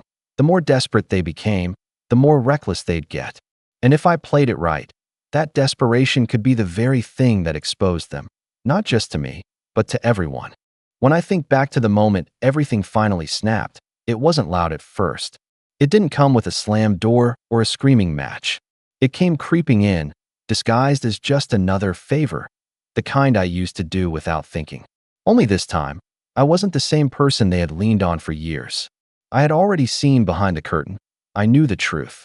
And when I refused, when I put my foot down for the first real time in my life, that's when the betrayal came. It started with Kevin, because of course it did. He called one Friday night, his voice thick with fake cheer. "Hey bro, you busy?" I already knew what was coming. I told him I was tied up, working late on a project. He brushed it off like I hadn't spoken. Cool, cool. Listen, I need a big favor. I'm putting a down payment on a condo, just a starter place, nothing crazy, and the bank needs to see that I've got a co-signer with a stable record. You've got that, man. You've always been reliable. Just put your name on it, and I'll handle the rest. Easy. The audacity almost made me laugh. He hadn't paid back a single cent of what he owed me. He'd crashed through job after job, and yet here he was, casually asking me to tie my financial future to his chaos. "No, Kevin," I said flatly. "I'm not doing that." There was a pause, then a scoff. "Wow, seriously? After everything I've done for you?" That line was like nails on a chalkboard. I snapped. "Everything you've done for me? You've done nothing but take. You left me to pick up the pieces every single time you messed up. I'm done. I'm not co-signing. I'm not bailing you out. I'm not your safety net anymore." He didn't argue back. He just went quiet and hung up. And for a brief, shining moment, I thought maybe, just maybe, he'd finally gotten it. Maybe he'd finally understand he couldn't treat me like that anymore. I was wrong. 2 days later, I got a letter in the mail. At first, I thought it was just junk until I saw the letterhead from a bank. It was addressed to me and congratulated me on being approved as a co-signer for a mortgage. My stomach dropped. I hadn't signed anything. I hadn't agreed to anything. But when I flipped through the papers, there it was. My name, my signature, except it wasn't mine. Kevin had forged it. I remember sitting at my kitchen table, the pages trembling in my hands, my mouth dry. My own brother had faked my signature to trap me into his mess. It wasn't just thoughtless or careless. It was deliberate. Cold. A knife in the back, driven in with a smile. I called him immediately, my voice shaking with fury. He answered on the third ring, too casual, like nothing was wrong. "Yo, what's up?" "Don't yo me." I spat. "You forged my name. Do you understand what you've done? That's fraud, Kevin. That's illegal." He sighed, annoyed, as if I was the one being unreasonable. "Calm down. It's just paperwork. Nobody's gonna care. You've got good credit, I don't. This way the bank gets off my back. What's the big deal?" "The big deal," I nearly shouted, "is that you put me on the hook for a mortgage I didn't agree to. If you mess this up, and you will, they'll come after me. Do you even get that?" His tone shifted then, from dismissive to something sharper, more venomous. "Stop acting like you're some victim.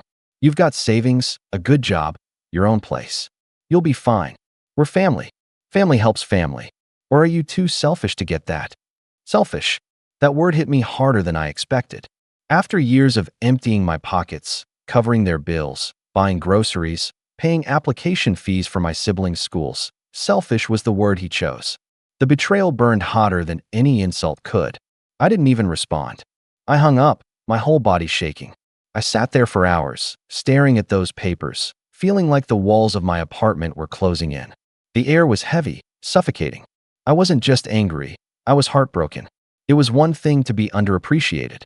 It was another thing entirely to be used so blatantly, to have my own brother break the law and drag my name into it without a shred of hesitation. And then came the second blow. Mom called me that evening, her voice syrupy sweet in a way that immediately put me on edge. "David, honey, Kevin told me you're upset. You can't take this so personally. He just needed a little help getting started. You know how hard the world is right now. Besides, what are brothers for?" I couldn't believe it. She knew. She knew, and she was defending him. "Do you understand what he did?" I asked, my voice hoarse. "He forged my signature. That's not a little help. That's fraud. That could ruin me." There was a pause, then her sigh. The same sigh she always used when she thought I was being dramatic. "David, don't overreact. You've always had a flair for turning small things into big problems. Kevin is your brother. He wouldn't hurt you. If you really love this family, you'd let this go." My chest ached at those words. Let this go? As if this betrayal was just another inconvenience I was supposed to swallow. As if my love for them was supposed to mean letting them burn me alive. That night, I didn't sleep. I sat at my desk, the papers spread out in front of me, staring at my forged signature. Every line of ink felt like a slap across my face. And in the silence of my apartment, something inside me hardened. This wasn't just mistreatment anymore. This was war. The emotional turning point wasn't just the act itself. It was realizing how little my family thought of me. Not just Kevin, but Mom too. The two people I had spent my life trying to please had shown me, crystal clear, that they saw me as nothing but a resource. A wallet with a pulse. A name to sign on dotted lines when they couldn't qualify. The next day, I got a call from Mia. I almost didn't pick up, but curiosity got the better of me. "Hey, big brother," she chirped, too cheerful. "So, Mom said you're being a little stubborn about the condo thing. I just wanted to say, don't be difficult. Kevin deserves a nice place, you know? He's had a hard time. We all agreed it was the right thing. You're the only one making this messy." We all agreed. Those words sliced through me. They had discussed it. Behind my back. My whole family had agreed to sacrifice me without even asking. I hung up without saying a word. My hands were trembling again, but not from shock this time. From clarity. From resolve. That was the major betrayal. Not just Kevin's forgery. Not just Mom's defense. Not just Mia's condescension. It was the realization that I was outnumbered. That my family, the people I thought I was sacrificing for, had looked at me and decided I was expendable. And as I sat there, staring out the window at the city lights, one thought repeated in my mind, over and over, until it carved itself into my bones. If they could betray me this easily, I could no longer afford to play nice. I hit rock bottom in a way I didn't even recognize at first. It wasn't some cinematic collapse where you throw things and scream until your throat gives out. It was quieter than that, like a house where the lights go out one by one until you're sitting in the dark. After Mia's call, I stopped answering the phone entirely. Every time it buzzed, my stomach turned. I couldn't bring myself to look at the screen because I already knew what would be waiting there. More demands, more guilt trips, more little reminders that I was the villain in the story they'd all written about me. In their version, Kevin was the dreamer, Mia was the baby, Mom was the martyr holding everyone together, and I was the selfish son who abandoned them. My days fell into a strange rhythm. I'd wake up, make coffee, and sit in silence while my phone vibrated off the edge of the counter. At work, I was distracted, running on autopilot. I made mistakes I'd never made before, missed deadlines, forgot simple details. People noticed, but they didn't push. I've always been this steady one, the reliable one, and reliable people don't just fall apart overnight. But inside, I felt like I was unraveling. Every memory of my family, the good ones and the bad, started bleeding together until I couldn't tell which was which. I thought about the time I saved for 6 months to buy Kevin a new laptop after he spilled beer on his old one, and how he used it to gamble online. I thought about when Mia borrowed my credit card for textbooks but spent it on designer sneakers. I thought about the Christmas morning I worked a double shift so they could have a proper dinner, only to come home to cold leftovers and a family movie I wasn't invited to watch. Those moments hit me like waves, one after another, until I was drowning in them. I stopped going out. I stopped answering friends' texts. Even grocery shopping became a chore. I'd walk to the store with my hood up, avoiding eye contact, grab whatever was closest, and leave. My world shrank to my tiny apartment, my desk at work, and the thoughts that wouldn't leave me alone. And still, the demands kept coming. One morning, I woke up to find an envelope slid under my apartment door. Inside was a single sheet of paper with a handwritten note from my mom. "David, you're scaring us. This isn't you. We need you to come home. Kevin is struggling and the mortgage payment is due soon. Please, don't let your brother lose everything." Lose everything. As if I hadn't lost enough already. I sat on the edge of my bed, the note trembling in my hands. The room felt too small, the air too heavy. For the first time in my life, I thought about leaving the city entirely, just packing a bag, getting in my car, and driving until the gas ran out. No phone, no forwarding address. Just gone. But every time I imagined it, something stopped me. A voice in the back of my head whispered, "If you disappear, they'll spin the story. They'll make you the villain forever. They'll never be held accountable." That voice scared me a little because it didn't sound like despair. It sounded like strategy. Around this time, my health started to slip. I was barely eating, surviving on coffee and whatever I could throw together without effort. My sleep schedule was wrecked, 2 hours here, 3 hours there. I started losing weight, my clothes hanging looser. When I looked in the mirror, I barely recognized the man staring back at me. His eyes were darker, his jaw tighter. He looked like someone who'd been through a war nobody else could see. I reached my lowest point the night I got a voicemail from my aunt. The same one who'd called me weeks before to scold me for abandoning my family. Her voice was different this time. Cold. David, I don't know what's gotten into you, but your mother is beside herself. You're letting your brother drown. If you don't step up soon, don't expect this family to welcome you back. Welcome me back, as if I had left them, instead of them pushing me out. I hung up and sat there in the dark for a long time. No TV, no music, just the hum of the fridge and the glow of the city through my window. My hands were trembling, but not from fear this time. From clarity. Because here's the thing about rock bottom. Once you hit it, the noise stops. The panic fades. All that's left is the truth, and the truth was this. I was never going to get the family I wanted. They were never going to wake up one morning and realize how wrong they'd been. They weren't going to apologize. They weren't going to change. That realization hurt more than anything Kevin or Mom had done. It felt like a death. But in that death, there was also freedom. If they were never going to change, then I didn't have to keep waiting. I didn't have to keep hoping. That night, I pulled out a notebook I hadn't touched in years. The cover was worn, the pages yellowing a little. I opened to the first blank page and started writing. Not a journal entry, not a rant, a plan. I wrote down every loan I'd ever given Kevin, every bill I'd paid for Mom, every time Mia had borrowed money or favors without paying me back. I made columns, dates, amounts, notes. My pen moved faster than I thought it would, memory after memory pouring out. It wasn't just numbers, it was evidence. A record of years of quiet sacrifices they'd taken for granted. Then I pulled up Kevin's voice message on my phone. I listened to it again, even though it hurt, and transcribed it word for word.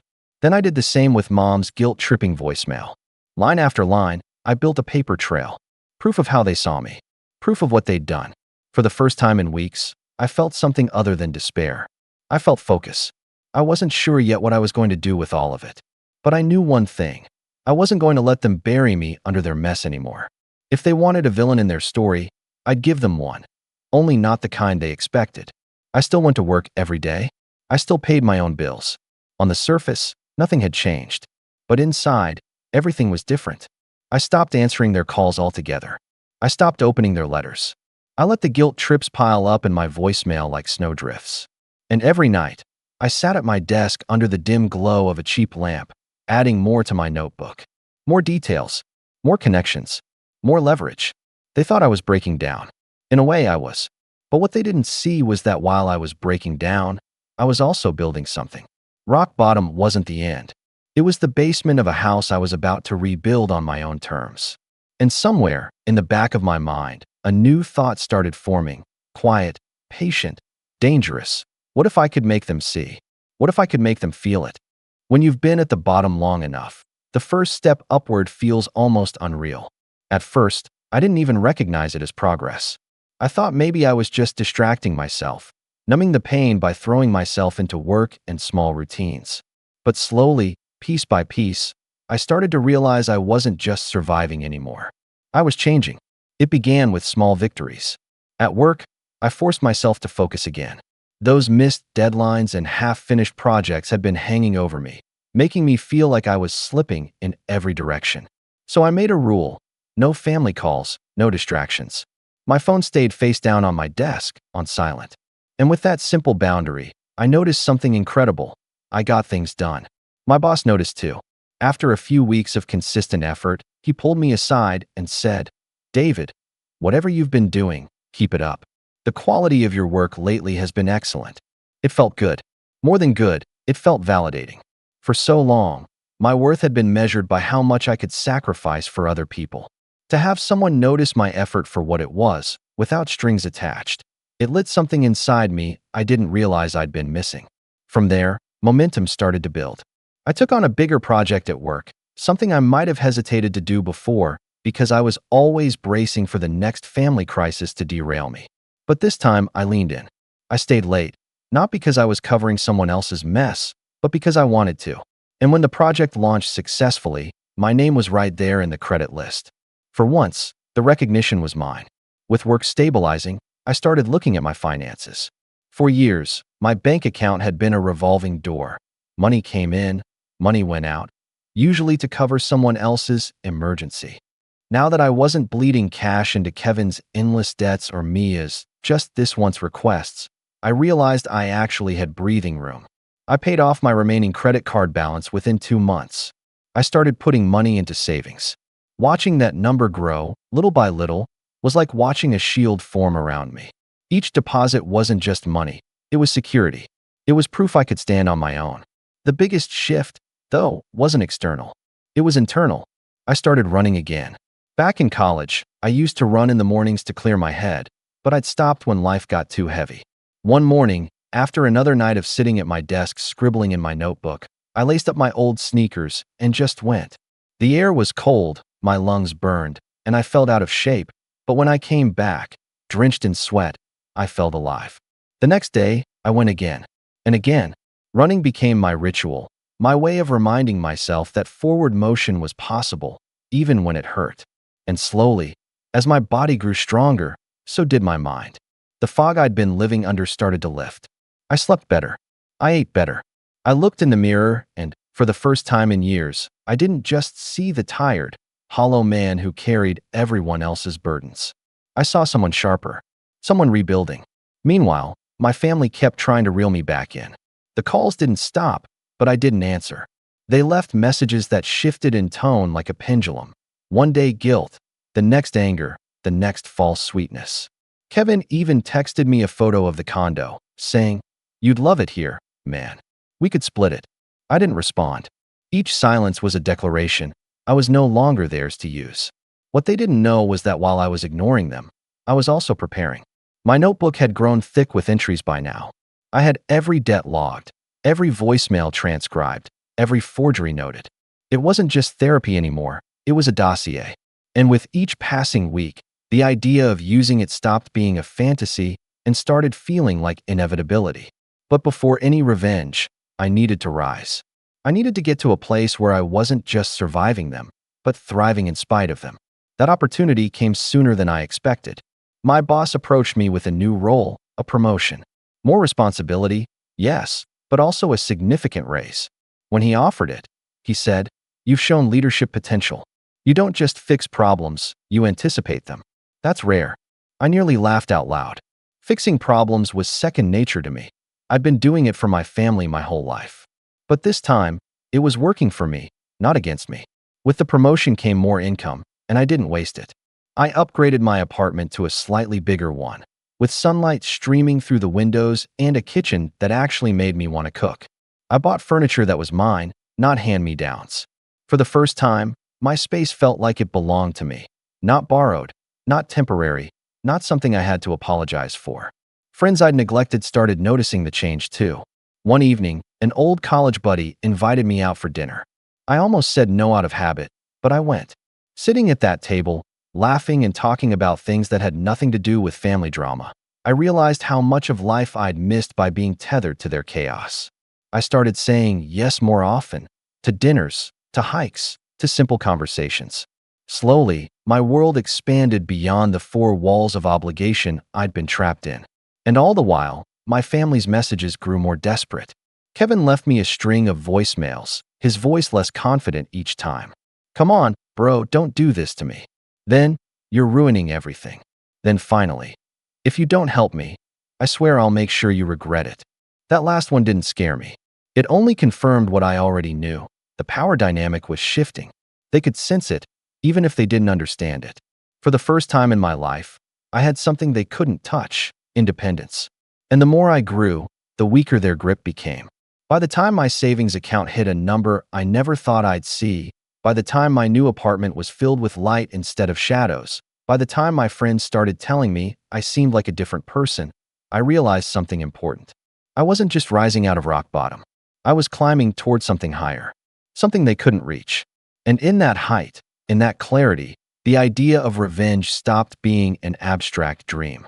It became a plan, because while I was growing stronger, they were growing weaker. And one day soon, I was going to make sure the entire family saw the truth I'd been carrying in silence for years. I learned quickly that revenge isn't a burst of righteous fury. It's research, logistics, timing, and patience. After the promotion and the savings and the runs that cleared my head, I started treating this like a job I had to plan for carefully, because if I wanted them to feel the fallout, I couldn't afford sloppy theatrics. I needed facts, chain of evidence, and a plan that wouldn't crumble the moment someone threw emotional chaos at it. The first thing I did was protect myself. That was practical, not vindictive. I called my bank, closed a few older accounts that had outdated security, and opened a new checking and savings under slightly different settings, stronger passwords, two-factor authentication, and alerts on anything suspicious. I put fraud alerts on my credit reports. I also had a frank conversation with my new HR contact at work about the forged mortgage paperwork. Nothing more than, if something shows up in my credit, I need an employment verification fast. It was benign to them, but candid for me. I wanted a paper trail showing I was proactive, because the last thing I needed was someone gaslighting me about being paranoid when the banks called. Then I spent money the way people in my family never would have approved of, hiring experts. Not flashy private detectives with trench coats and hidden cameras, just a quiet, reputable PI who specialized in document verification and background checks. I spent a week interviewing two professionals and chose the one who didn't promise drama, just factual answers. The first thing she did was what I should have done myself. Compare handwriting, confirm the origin of the mortgage application, and track the IP addresses used when the bank accepted Kevin's forms. Within 10 days, she produced a short dossier that felt like ice water in my veins and fuel for my resolve. Her report confirmed what my gut had already told me. The signature on the mortgage application matched samples of Kevin's handwriting, not mine. The application was submitted from a device that pinged near our parents' house the day before the bank mailed the acceptance letter. There were copies of emails where Kevin had asked someone at a local notary to make it look legit. That last email was the real dagger, sent from Kevin's account to a third party, requesting steps to help our situation. It didn't prove the whole story by itself, but it was enough to start building a case. With that dossier in my hands, I spoke to a lawyer. I wasn't looking for theatrics. I wanted options. The lawyer I found specialized in consumer fraud and small claims, and she listened without blinking at the details: forged signature, coerced cosigner, bank involvement, and family lies. She recommended filing a criminal complaint for forgery and identity fraud, and simultaneously sending a cease and desist to Kevin and anyone trying to collect on that mortgage from me. She explained the process in plain, useful terms: evidence, official filings, protective steps to freeze liability, and a plan to bring the bank into the fold as a partner in the investigation, not an adversary. Her tone was businesslike, which I liked. Revenge disguised as legality, clean, annoying, and final. We filed the police report. That felt strange, sitting in a fluorescent-lit office and telling a stranger about the person who raised you and the brother who'd signed your name without your consent. The officer took notes, asked for copies of the mortgage paperwork, and asked me to provide the transcribed voicemails and the PI report. I left feeling strangely exposed and a little relieved, like I'd moved from simmer to simmer plus. Something was actually happening. While the criminal route worked its way through the system, I switched into architect mode. If I wanted to expose them in a way that would land, something public enough to hurt their ego and private enough to protect me legally, I needed more than legal filings. I needed credibility. That meant archives, backups, organized documentation, and timing. I created a meticulous binder. Not just paper copies, but scanned files, time-stamped audio files, a secure cloud folder with read-only links, and a mirrored physical folder locked away. Every loan I'd given Kevin had a receipt, a Venmo transfer screenshot, or a banknote on it. Every time Mom had guilted me, I'd saved a snippet, not for theater, but because I wanted a timeline. I labeled everything with dates and small notes, so anyone flipping through it would instantly see the pattern. Ask, pay, forget, repeat. The binder wasn't just for me. It was, as the lawyer had said, an evidentiary map. Meanwhile, I started quietly informing a few people who needed to know. Not everyone. I didn't want attempt number 50 of everyone in the family to flood my life. I told one friend from work, someone with legal training, and an aunt who'd once shown she could weigh evidence without emotion. Their reactions were measured, not celebratory, and that steadied me. I needed allies who wouldn't be swayed by sob stories or performative apologies. I also began to leverage my social capital in small, precise ways. I updated my LinkedIn and professional profiles not out of vanity, but because I wanted a public record of stability and character. Part of my plan was reputational. If they tried to smear me as the bad son, a strong, professional, documented life would counter that narrative. I took steps to separate my public life from the family drama. I posted about an industry talk I attended, about a small win at work, about a charity 5K I signed up for. Little things. Not to brag, but to show quiet competence. I wasn't trying to humiliate anyone yet. I was building a platform that would make people listen when I spoke. There were also practical shields. I transferred some assets into accounts with higher protection, consolidated passwords, and set up an LLC for a small side project I'd been tinkering with for months. The LLC was mostly a technicality, a way to separate funds and create a legal entity that couldn't be easily reached by the messy tentacles of family claims. I was careful to have the lawyer structure everything cleanly and document it. I wasn't trying to hide money from anyone. I was protecting myself from being dragged into their financial mess again. As I built the infrastructure, I rehearsed narratives. Not to gaslight them. To be able to speak calmly, dispassionately, and factually if it ever came to a confrontation.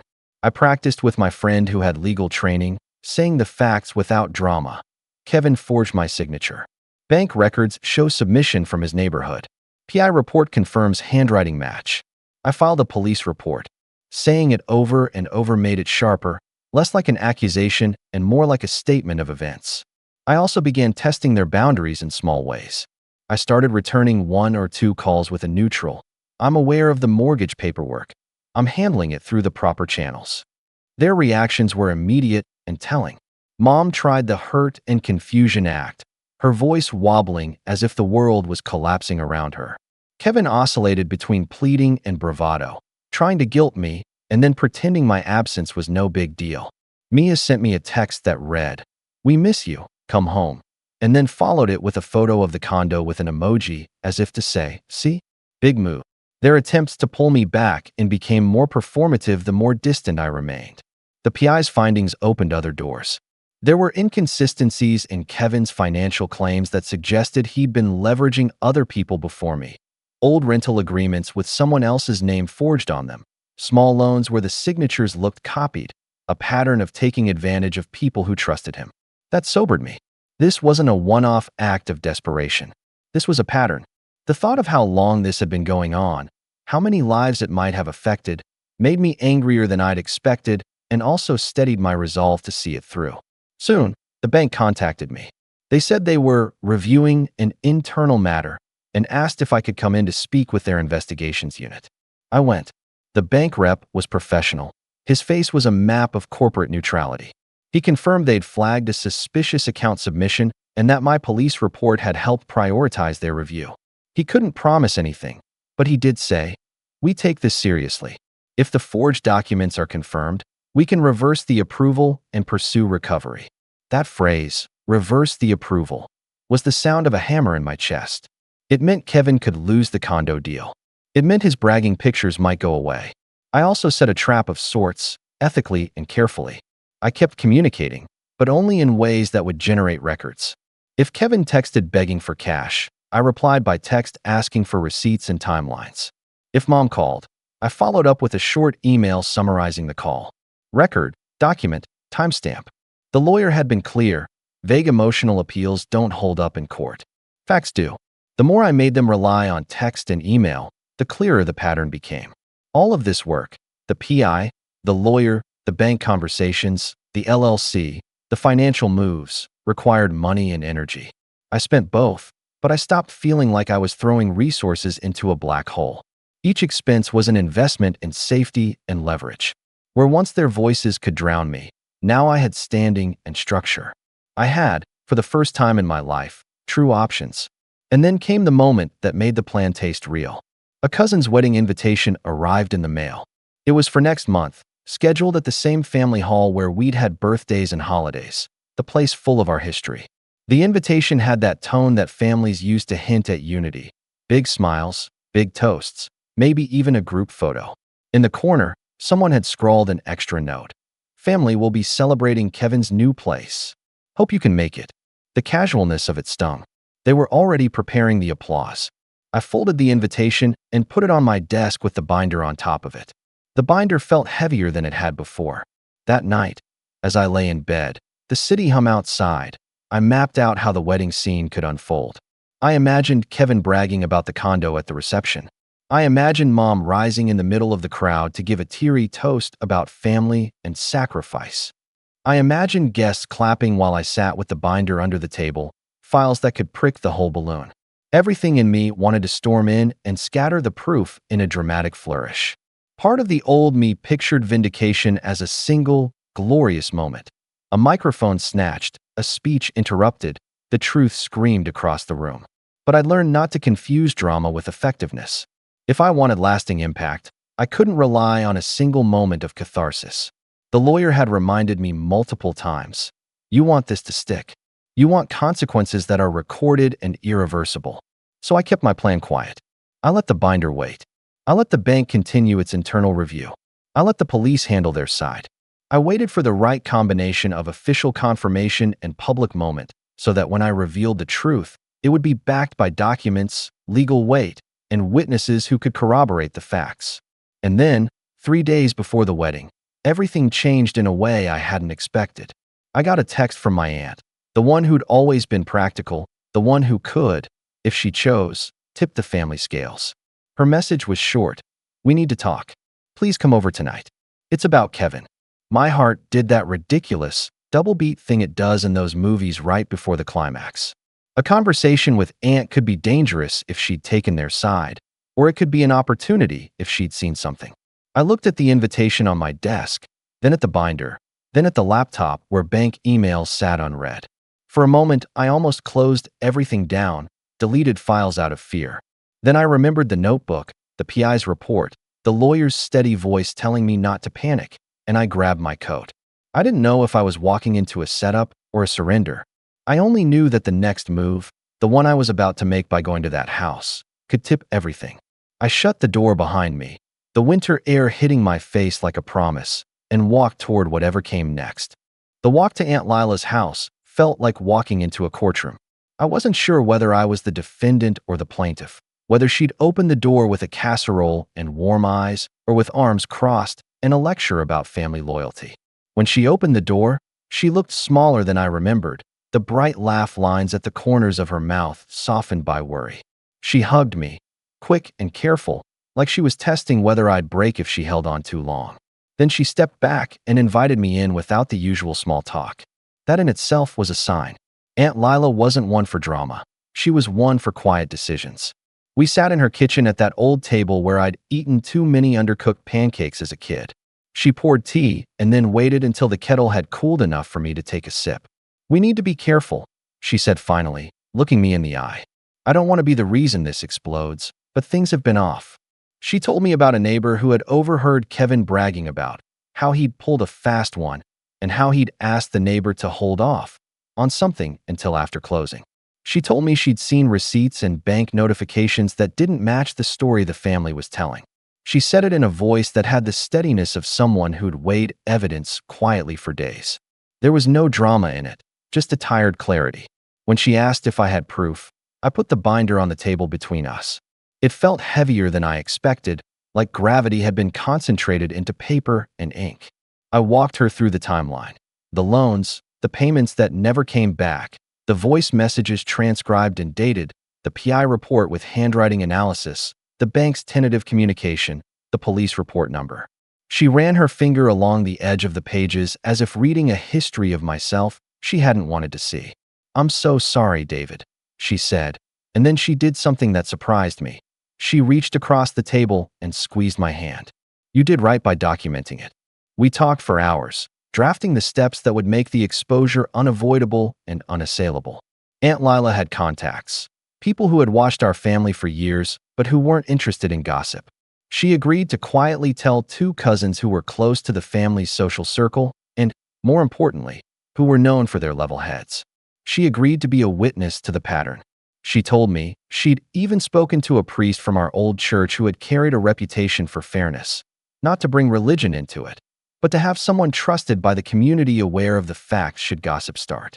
Everything we did was measured to avoid a he said she said circus.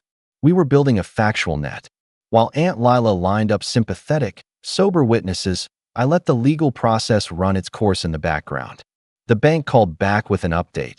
They were temporarily reversing any approvals tied to the application and wanted to speak to Kevin.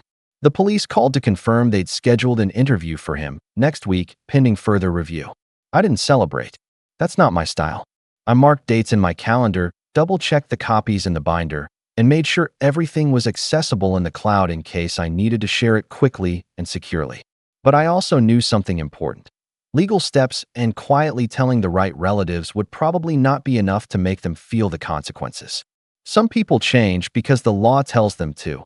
Others change only when the mirror is held up in public and they see their reflection clearly. My family, as we'd learned, loved the theater of public praise, Kevin more than anyone. If I wanted to hit him where it hurt, the stage that mattered was not the courtroom, but the one where applause and respect were handed out freely, a family event. So when the wedding invitation kept staring at me from my desk, I stopped thinking of it as a social obligation and started seeing it as a tool. The wedding was a place where Kevin would bask. The wedding was a place where Mom would give the speech about sacrifice. The wedding was a room full of people who trusted my family's narrative because they'd been fed it for years. Expose the truth there, right after the speech, and the shockwave would travel to places a police report alone couldn't reach. People who'd never listened to evidence might listen to a well-documented public reveal. I planned it with the same meticulousness I'd used for everything else. Aunt Lila agreed to sit with me at the reception table. Two cousins would be discreetly instructed to ask for a quick word with the DJ, not to interrupt the program, but to create a moment when I could be at the microphone without being disruptive. I practiced what I would say until the words were clear and unemotional. No shrieking accusations, no theatrical flourishes. Just facts, read calmly and deliberately, backed by documentation and corroboration. That was the point, to make the truth feel inevitable, not vindictive. On the morning of the wedding, the house hummed with familiar chaos. Plates being wrapped, an aunt fretting over a dress, my phone buzzing with messages I ignored. I felt oddly detached as I dressed, a buttoned shirt, not a suit, jeans replaced by slacks I hadn't worn in months. I kept a small satchel with the essentials, my phone, the binder's most critical pages in a slim folder, a list of contacts for the bank investigator and the police, and a note with the sequence of events I intended to read. I said nothing to Mom. Kevin texted a string of celebratory emojis with a photo of the condo again. I didn't respond. Silence had become its own language. At the venue, the hall smelled like candles and lemon-scented cleaner. People hugged, clinked glasses, and smiled in ways that made my skin feel prickly because those smiles were built on assumptions that I knew were false. The family table sat near the front. Mom looked radiant, the kind of eyes-glossed with pride look she wore when someone else in the family got applause. Kevin moved through the room like he owned it, handing out forced congratulations and leaning into people's compliments. My heart thudded hard in my chest when I saw him laugh, not from fear so much as a cold, focused anger. He had built an image on my name. The ceremony passed. The toast segment began with the usual mini eulogies about family values. As expected, Mom stood eventually. She cleared her throat, smiled, and started into that familiar cadence. We're so proud of Kevin. He's always been a dreamer. When he told us about the condo, I knew he was ready. Families step up for each other. She went on about sacrifice and support. Applause followed, warm and loud. The kind that confirms a story everyone wants to be true. That's when the plan moved like a well-oiled machine. Aunt Lila gave the signal, a gentle tug on my sleeve. Two cousins intercepted the DJ with a whispered word and a nod. The DJ, a sensible man who'd worked long enough to know when to be flexible, cued a gentle transition.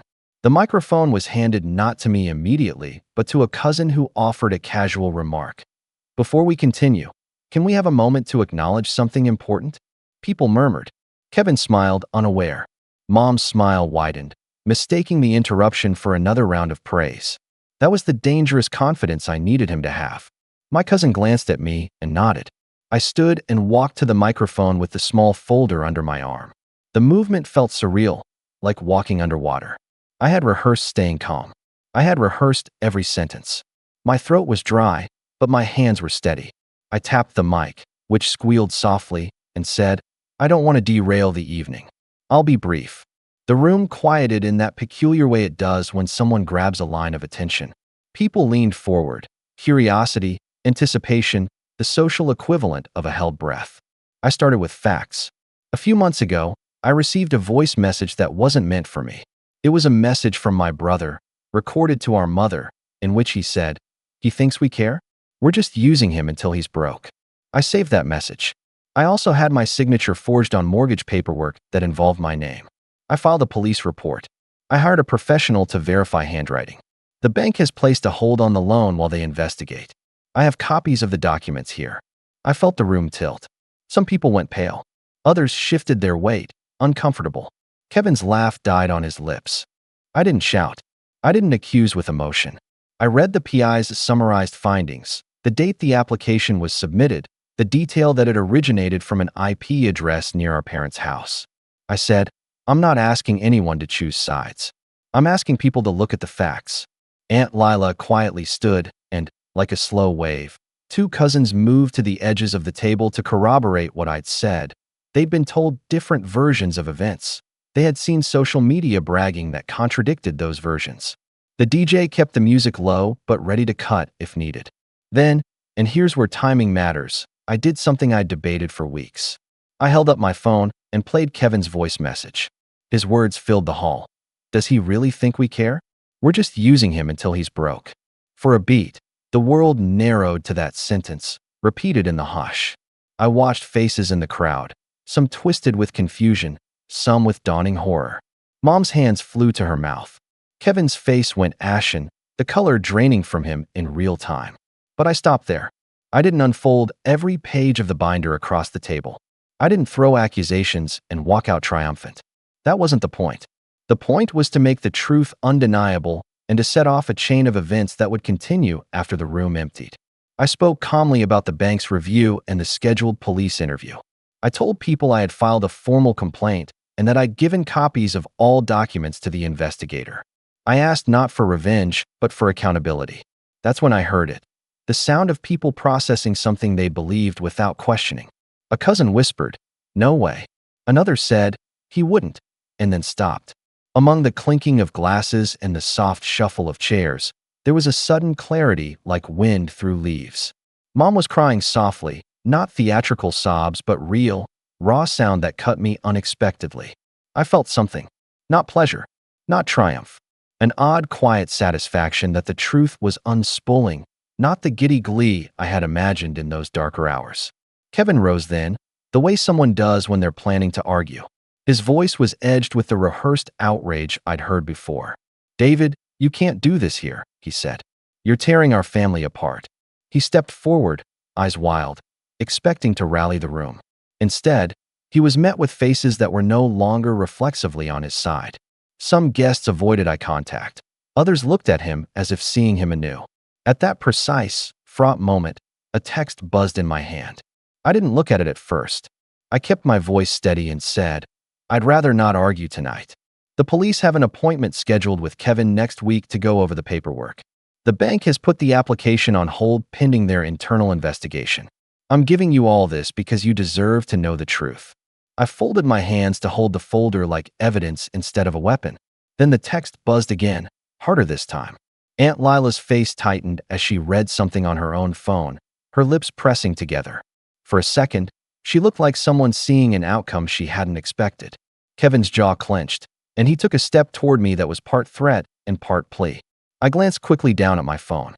The message was from the bank investigator. "We've just confirmed a hold and have scheduled a formal interview for Kevin tomorrow. Also, we located an additional irregular submission linked to him in our archives. Please stand by. We may need you to provide a deposition." The room felt suddenly electric. Conversations fractured into 1,000 threads. People stared. Kevin's face had lost all bravado. For the first time that night, he looked small in the way liars do when the fabric of the story collapses. I opened my mouth to say something, to explain more, to tell them about the other irregularities the PI had found, to point out the pattern that went beyond my case, when the DJ's assistant, who'd been hovering politely backstage, stepped forward and whispered into the DJ's ear. The DJ frowned, then looked at the groom, then at the crowd. A murmur rolled through the room like distant thunder. I hesitated. The moment I'd waited for had arrived, but it wasn't neat or pretty. It was messy, human, unpredictable. Kevin's voice had risen to the point of breaking. Mom was still crying. People were talking in small clusters, eyes wide. Phones raised to record small snippets of the unfolding scene. I felt the surge of adrenaline again, but it was tempered by something else. The legal gears turning in the background, the bank's email in my pocket, the police interview scheduled for tomorrow. I had done what I needed to do to make this stick. And then, just as Kevin opened his mouth to say something that might either denounce me or beg for mercy, the DJ's assistant returned with a look of concern. The assistant leaned toward the DJ and mouthed something I couldn't hear over the low hum of voices. The DJ's expression changed from bewildered to alarmed, and he reached for the microphone. I felt the room tilt toward a single point: the microphone, the binders, the smudged ink of years of lies. I looked at Kevin, whose face was a mixture of anger and panic, then at Mom, whose tears had stopped and who now stared at me like someone who'd been woken from a long sleep. I opened my mouth to say the one thing I'd rehearsed a dozen ways, the line that would make this more than a scene and turn it into an action with consequences. When the DJ finally cleared the microphone and the room settled into an awkward hush, the evening that had felt so certain a few hours earlier fractured into 1,000 small, sharp moments. People whispered, phones hovered like little silver recorders, and Kevin stood with that peculiar mix of fury and pleading that only someone realizing the rug had been pulled from under them can wear. I watched him for a long beat, the brother I'd shared a childhood with, and felt no hatred, only a slow, cool resolve. What I had wanted all along wasn't to humiliate him in front of everyone. It was to make sure the truth had weight, that it would carry beyond the clinking glasses and the story they'd told for years. That night it did. The immediate fallout was messy and public in equal measure. Word spread through the relatives like wildfire. By the following morning, the groom's family group chat, the one people treated like an official bulletin board for reunions and recipe swaps, was a mess of stunned reactions, sharp defenses, and a few murmurs of sympathy for Mom. Kevin's phone filled with voicemails that weren't begging for money, but asking for explanations. The bank called twice that day to say the internal review had turned up irregularities beyond the mortgage application they'd flagged. Earlier submissions that matched the same pattern, odd notary records, requests to hurry things up, tied to Kevin's accounts. The investigator asked me to sit for a deposition. The police called to confirm the interview that had been scheduled for the week was being moved up. It all felt surreal and procedural at once. Boxes ticking, forms filed, people in sensible coats doing their jobs while my family's private play aired, very publicly, across forms and statements and official channels. Kevin reacted as I expected in the first 48 hours. Anger that sounded like disbelief, followed by defensiveness, and then, when those failed to win friends or sympathy, a flailing attempt at contrition. He called me, wrote pages-long texts, left broken apologies on my voicemail that sounded more like scripts than remorse. "I didn't mean to drag you into it," he said at one point, the voice I had heard for years when he'd promised to set things right. Another time, bitter and near hysterical, he said, "You're ruining our family." He didn't exactly lie. The scaffolding they'd built their lives on was coming down, but the sentence had an odd sense of entitlement behind it, as if their brand of family only worked when everyone else kept making payments in blood and favors. Mom's reaction was a different, quieter thing. At first she denied, then she cried, and then she did something that surprised me. She asked to meet. The first hour across from her, I was all sharp edges and rehearsed lines. The lawyer advised caution. The police had said I should keep communications minimal.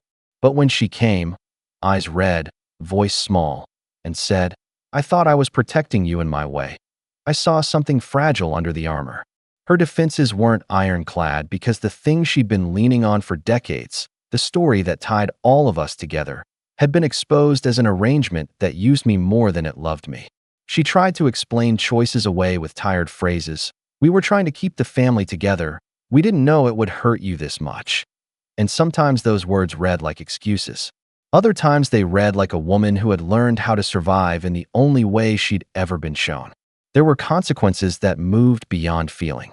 The bank formally rescinded the mortgage approval linked to the forged application and launched a broader inquiry into Kevin's submissions.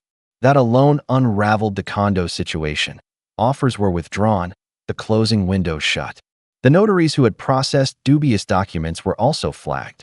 Criminal investigators took statements from neighbors who recalled Kevin's braggadocio, from Aunt Lila who had quietly collected her own notes, and from a couple of cousins who admitted later that they'd heard things that made them uneasy but had chalked it up to family drama.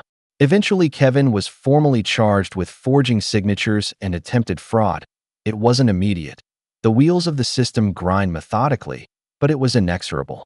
For a man who had always leaned on the idea that charm and connections could solve anything, the law introduced a new variable he hadn't budgeted for. The social consequences were sharper and faster. People who had once greeted him with open arms pulled back.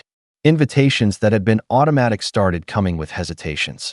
Some of our relatives spoke privately and then publicly, in the awkward, halting way families do when they're trying to reconcile affection with facts. A few friends of the family, those who'd earlier given him benefit of the doubt, called after the police report to say they were sorry and had been misled.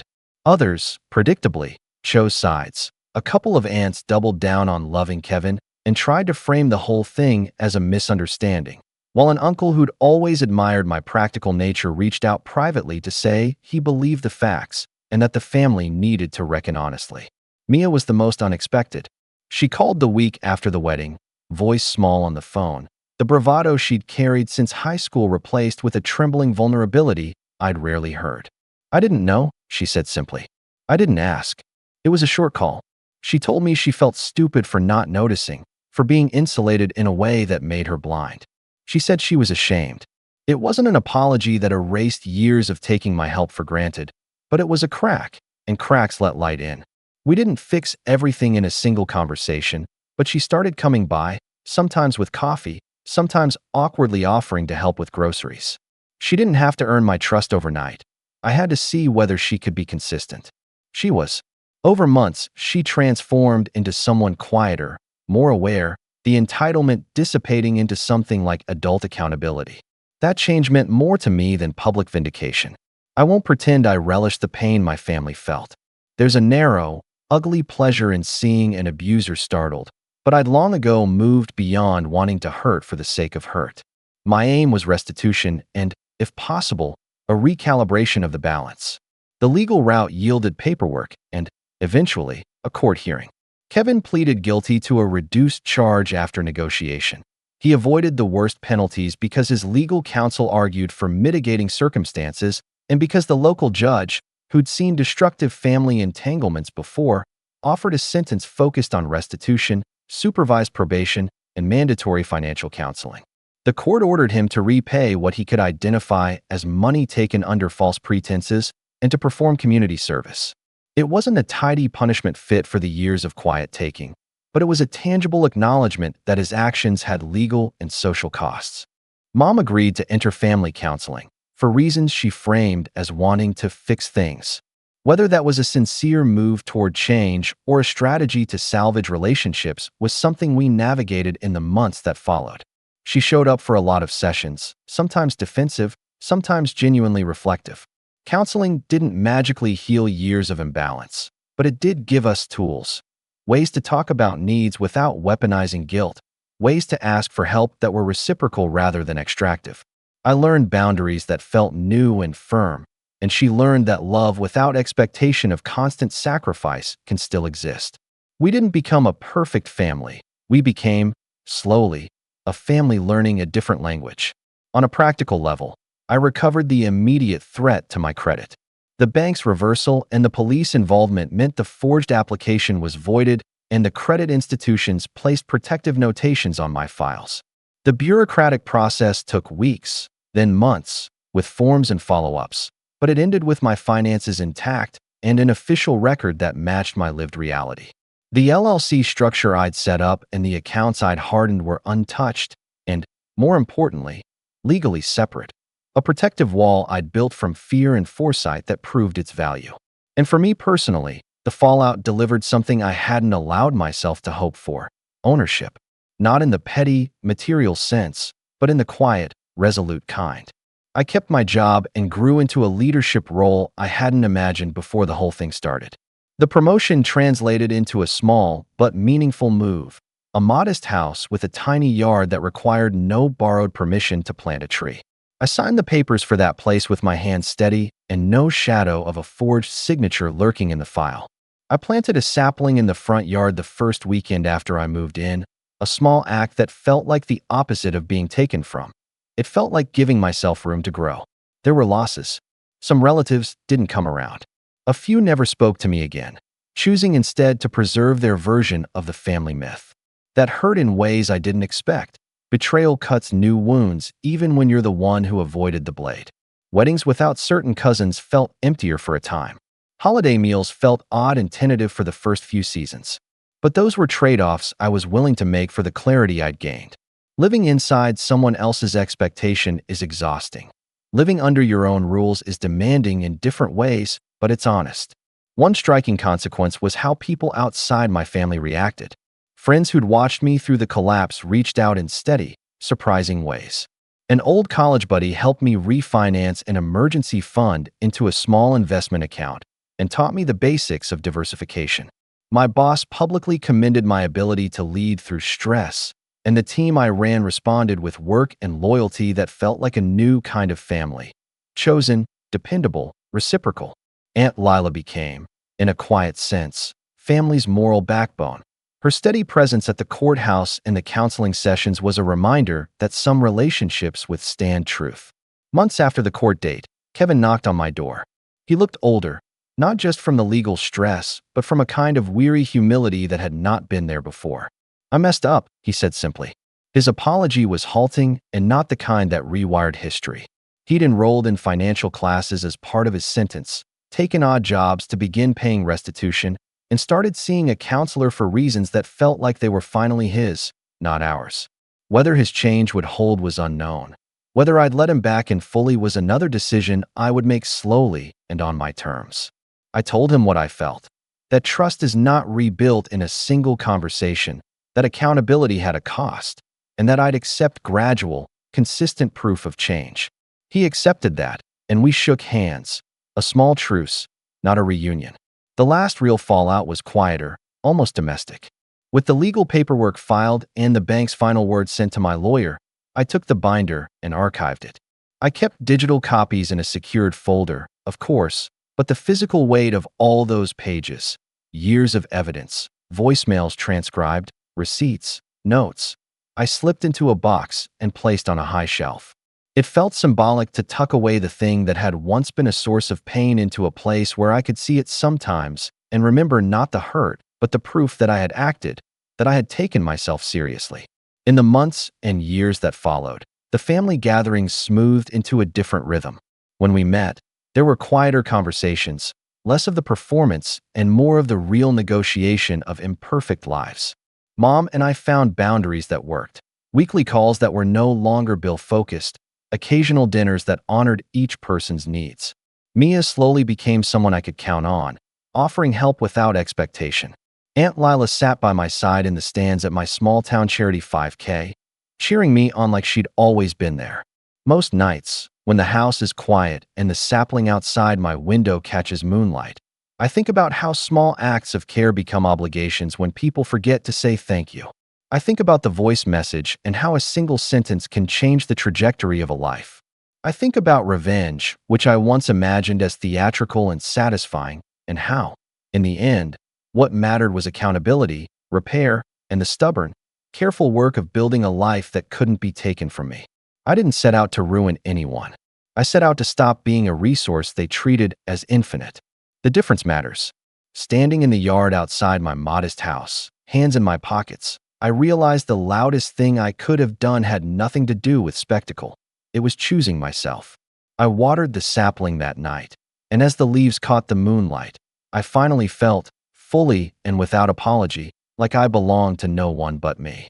My name's Henry, I'm 32, and Thanksgiving dinners at my family's house have always felt more like battlegrounds than celebrations.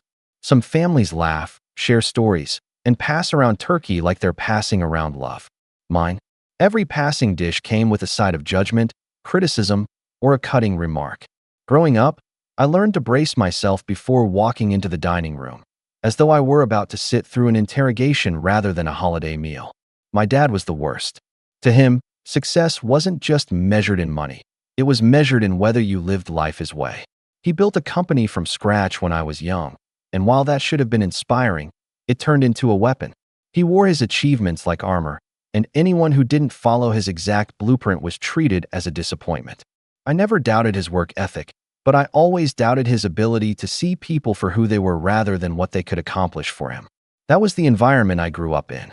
I was the middle child, sandwiched between my older brother, Daniel, who idolized Dad and joined the family company, and my younger sister, Clara, who managed to keep herself out of the line of fire by playing the role of the golden child. Daniel was the heir apparent, the responsible one, the one Dad was grooming to take over. Clara? She got away with anything simply by batting her eyes and smiling. And me? Well, I was the dreamer. The one Dad said had no backbone. The one who went off to college and studied something he considered useless, instead of taking a desk at his firm the moment I graduated high school. I'd learned early on that no matter how much effort I put in, it would never be enough to earn his approval. So eventually, I stopped trying to earn it. When Thanksgiving rolled around that year, I already knew what I was walking into. I had been doing well for myself, better than anyone in my family suspected, but I hadn't exactly broadcasted it. I worked in a sector Dad had always scoffed at, technology. He dismissed startups and digital companies as flashes in the pan, destined to crumble, unlike his real business, with brick and mortar, contracts, and employees in pressed suits. He loved reminding me of that every chance he got. So, when I told him years earlier that I had founded a company with a few partners, he rolled his eyes and said, "Call me when you get a real job." I stopped updating him after that. It wasn't worth the ridicule. Walking into the dining room that Thanksgiving, I noticed immediately how much had changed in the house, but how little had changed in the people. My parents' table was still long enough to seat a dozen, polished to a shine that reflected the chandelier above it. The good china was laid out, just like every year, as though presentation could cover up the tension that inevitably filled the air. Daniel was already seated next to Dad, laughing too loudly at some half-hearted joke, clearly angling to show his loyalty. Clara sat near Mom, scrolling her phone, offering the occasional nod when Mom leaned in to whisper something. And then there was Dad at the head of the table, carving knife resting near his plate like a general's sword. Dinner started the way it always did. Small talk, strained laughter, polite comments that felt like filler before the inevitable storm. Mom asked me if I was still messing around with that computer stuff, and Dad gave a snort, as if the mere mention of it confirmed my inadequacy. "At least Daniel's doing something useful," he said, nodding toward my brother. Daniel, ever eager to please, puffed up with pride. "We just closed another big contract last week," he announced. "Dad and I have been working nonstop, but it's paying off. The company's growing." He looked at me as he said it, the implication hanging thick in the air. "What have you done lately, Henry?" I tried to keep my face neutral. I had learned over the years to swallow my retorts, to sit quietly and let the barbs land without visible damage. But that night, something in me was simmering. Maybe it was the years of pent-up frustration. Maybe it was because, for once, I knew something they didn't. But I stayed silent, letting the conversation flow around me, waiting for Dad to deliver the inevitable blow. It came just as Mom passed him the gravy boat. He chuckled, not even looking at me directly, but loud enough for everyone to hear. "You'll never amount to anything, Henry. Not with the way you drift around chasing nonsense." His words landed in the room like a dropped glass. The laughter died, forks paused halfway to mouths, and even Clara put her phone down. It wasn't just the insult, it was the casual cruelty, the way he dismissed me in front of everyone as though I were nothing more than a failed experiment.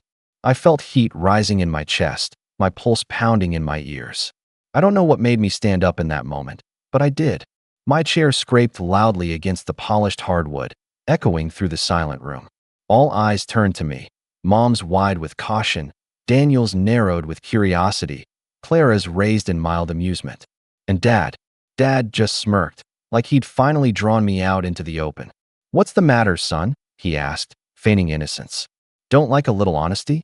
I stared at him, my hands trembling, not from fear but from the sheer weight of holding myself back for so many years.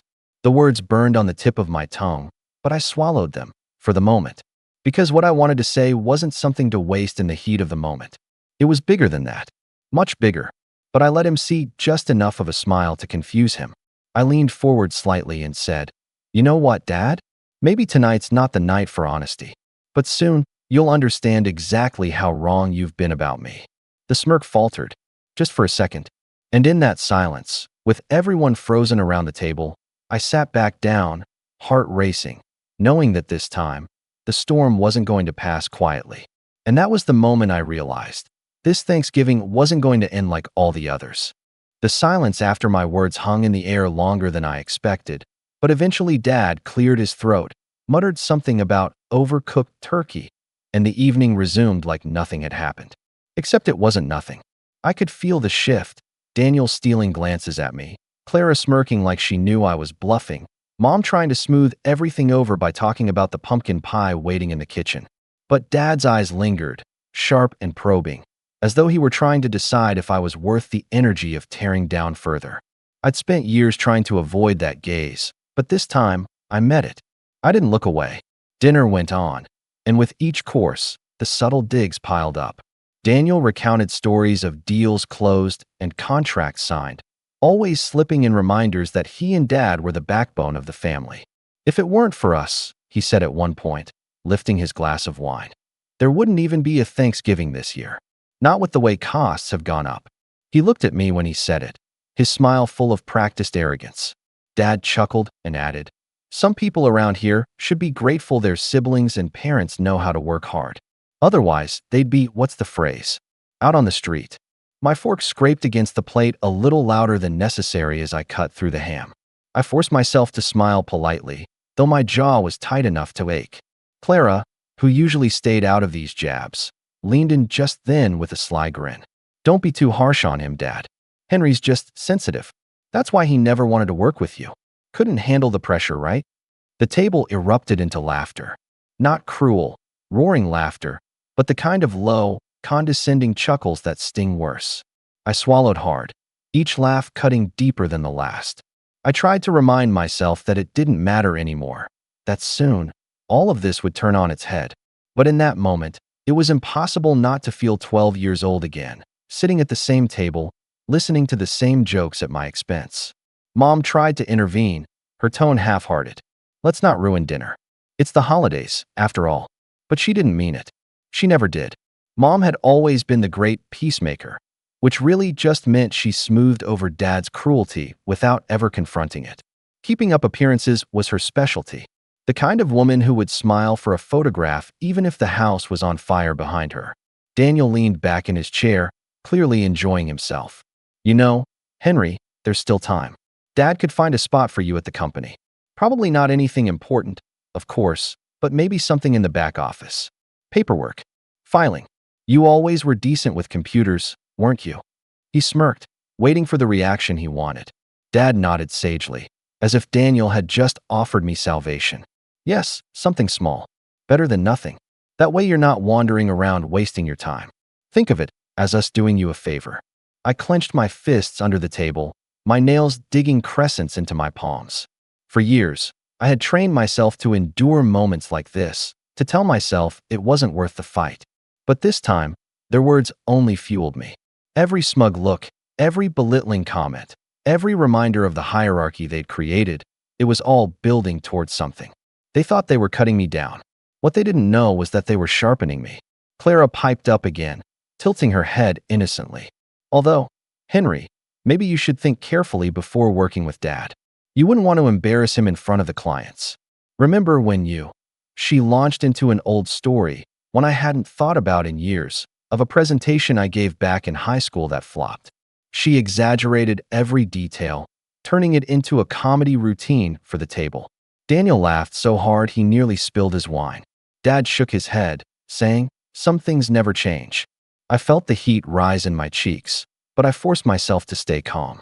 I let them finish their story, let the laughter run its course, and when the noise finally died down, I set my fork neatly on my plate. "You're right," I said quietly, smiling in a way that made Daniel squint at me suspiciously. "Some things don't change." The words hung in the air, deceptively simple, and I could see the uncertainty flicker in Dad's eyes.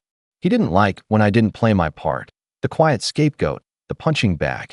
And for the first time in years, I could feel the balance of power shifting, even if no one else recognized it yet. Dinner stretched on, the tension thickening with every passing minute. Dad tried to reassert control by bragging about his company's dominance in the market. Daniel chimed in with every detail he could add, and Clara continued her little digs. But I sat there calmly, almost detached, watching them play their roles like actors in a play they didn't realize was nearing its final act. I looked at the chandelier above the table, its crystals reflecting the warm light, and thought about how fragile it was. One wrong move, and it would all come crashing down, shattering into pieces that could never be put back together. That was the moment I knew. Their laughter wouldn't last much longer. Dessert was always Mom's attempt to wash away the bitterness of dinner. She bustled into the kitchen, reappearing with pumpkin and pecan pies, smiling as if sugar and cinnamon could make us forget the venom that had already been served. Normally, I'd keep my head down, quietly accept my slice, and let the evening drift toward its predictable end. But that year, the undercurrent of hostility hadn't faded, it had deepened. Every word, every laugh at my expense had sunk its claws deeper into me, and I could feel something coiling inside, waiting. As plates of pie were passed around, Dad cleared his throat and tapped his fork against his glass. The room fell quiet, and I knew instantly what was coming. He loved his little speeches. He treated every family gathering like a company shareholders meeting, where he was the commanding CEO and the rest of us were employees waiting for scraps of approval. "I just want to take a moment," he began, puffing out his chest, "to say how proud I am of this family." His eyes drifted toward Daniel, who straightened in his seat like he'd just received a medal. "Some of us have really stepped up, put in the work, made something of themselves. Daniel especially. Your contributions have been invaluable. You've shown responsibility, loyalty, and the kind of work ethic that keeps this family strong." Daniel beamed, lifting his glass in mock modesty. "Just following your example, Dad." "And Clara," Dad continued, turning toward her, "always dependable, always making us proud with how you present yourself. Graceful, polished. You're the heart of this family." Clara smiled sweetly, soaking it in, her phone forgotten for the moment. Then his eyes landed on me. He didn't smile. He didn't soften. Instead, he sighed, shaking his head like he was about to deliver bad news. "And then there's Henry." He let the pause drag long enough for the sting to set in. "I wish I could say I was proud of you, son. But pride comes from results. And results, well, you can't just live off dreams forever. At some point, reality has to set in." The fork in my hand clattered against the plate before I could stop it. The whole table froze. Even Mom looked uneasy, though she didn't interrupt. Dad leaned back, satisfied with his truth, sipping his wine like a man who'd just finished passing judgment from a throne. That should have been the low point. But it wasn't. The betrayal came a moment later. Daniel leaned forward, clearing his throat with exaggerated seriousness. "Actually, Dad, there's something I've been meaning to tell you. And I guess now's as good a time as any." His eyes flicked to me, sharp and calculating, before locking back on Dad. "I ran into a few people recently, old friends of Henry's. They mentioned he's been trying to start some little company. Tech stuff. Apparently, it hasn't been going well. Investors backing out, clients bailing. Sounds like he's in over his head." I froze. My pulse spiked. Those were half-truths twisted into daggers. Yes, years ago my first venture had stumbled, like most startups do. But that wasn't my present. Not anymore. Still, Daniel spun the story with the ease of someone who'd been waiting for this moment. Dad's smirk deepened. "Is that so?" Daniel nodded gravely. "I didn't want to say anything, but I thought you should know. Maybe that's why he never talks about it, because there's nothing to talk about." Clara chimed in, laughing softly. "Oh, that makes sense. I always wondered why you avoided questions about work, Henry. Guess the dream wasn't big enough to survive, huh?" The room tilted. Betrayal has a unique weight. It's not just the lie itself, but the intent behind it. Daniel knew enough of my past to twist the knife perfectly, to paint me as the failure Dad always claimed I was. And he did it not out of concern, but for the cruel satisfaction of cementing his position as the golden son. Dad shook his head slowly, his voice dripping with condescension. "Henry, Henry, Henry. I tried to warn you. I told you these flights of fancy would get you nowhere. Now look where you are, sitting at my table, eating my food, while your brother carries the family legacy on his back." I could feel my hands trembling beneath the table. Not from weakness, but from rage. I looked at Daniel, smug, leaning back in his chair as if he'd just saved the company from a crisis, and I realized something. This wasn't just about Dad's cruelty anymore. This was about Daniel deliberately painting me as a failure, erasing years of work, all to make himself look better. Mom tried to cut the tension with a brittle laugh. Come now, let's not ruin dessert. But no one listened. Dad was locked onto me. Daniel basked in the glow of betrayal, and Clara smirked like it was all entertainment. I swallowed hard, my voice low but steady. Funny thing about stories, Daniel, I said, meeting his eyes. They're only powerful if they're true. His smirk faltered for just a second, but he recovered quickly, waving me off. Sure, Henry. Keep telling yourself that. I leaned back, forcing a calm I didn't feel. My heart was hammering, my thoughts racing, but I knew one thing with absolute clarity. The game had just changed. They thought they'd cornered me, exposed me, humiliated me once and for all. But they didn't realize that the betrayal wasn't an ending. It was the turning point. And for the first time all evening, I wasn't just enduring the storm. I was preparing to unleash one. After Daniel's little performance, dessert turned into a blur. I don't even remember tasting the pie. Every laugh, every side glance, every smug smile weighed on me like chains. Dad was practically glowing with vindication, nodding along to Daniel's concerns, as though his golden son had done him some great service. Clara kept snickering into her napkin, whispering little comments under her breath that were just loud enough for me to hear. And Mom, she just stared at her plate, lips pressed tight, refusing to meet my eyes. I wanted to stand up, to slam my hands down on the table, to shout the truth so loud the chandelier rattled. But I didn't, because I realized something dangerous in that moment. No matter what I said, they wouldn't believe me. They didn't want to believe me. The version of me they had built, the failure, the dreamer, the disappointment, fit too neatly into the story they told themselves. And if I tried to break it now, with only my word as proof, it would fall on deaf ears. So instead, I sat there. I let them have their victory. I forced myself to chew, to smile faintly, to act as though I hadn't just been gutted in front of my family. My silence wasn't surrender. It was strategy, but that didn't make it easier. After dinner, Daniel and Dad retreated to the study with their cigars, their voices carrying through the walls, full of laughter and clinking glasses. Clara went upstairs with Mom, likely to help clean up while really gossiping about how pitiful I was. I stayed in the dining room, staring at the empty plates, the half-drunk glasses of wine, the crumbs scattered like debris from a battlefield. My hands shook as I stacked the dishes, not from weakness, but from the sheer pressure of keeping myself contained. I slipped outside afterward, into the cold November air. The night was crisp, stars hidden behind heavy clouds, the kind of air that makes your lungs ache when you breathe too deeply. I stood in the driveway, staring at the rows of cars, the lights glowing warmly through the windows inside, and I felt the weight of everything pressed down at once.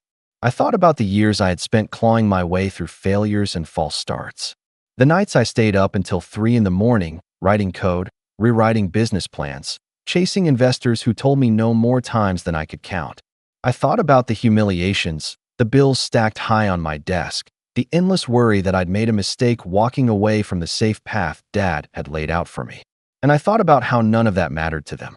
To my own family, my struggle wasn't resilience. It was proof of weakness. My persistence wasn't strength. It was foolishness. That night, standing in the dark, I let myself feel it fully. The sting, the shame, the bitter taste of betrayal.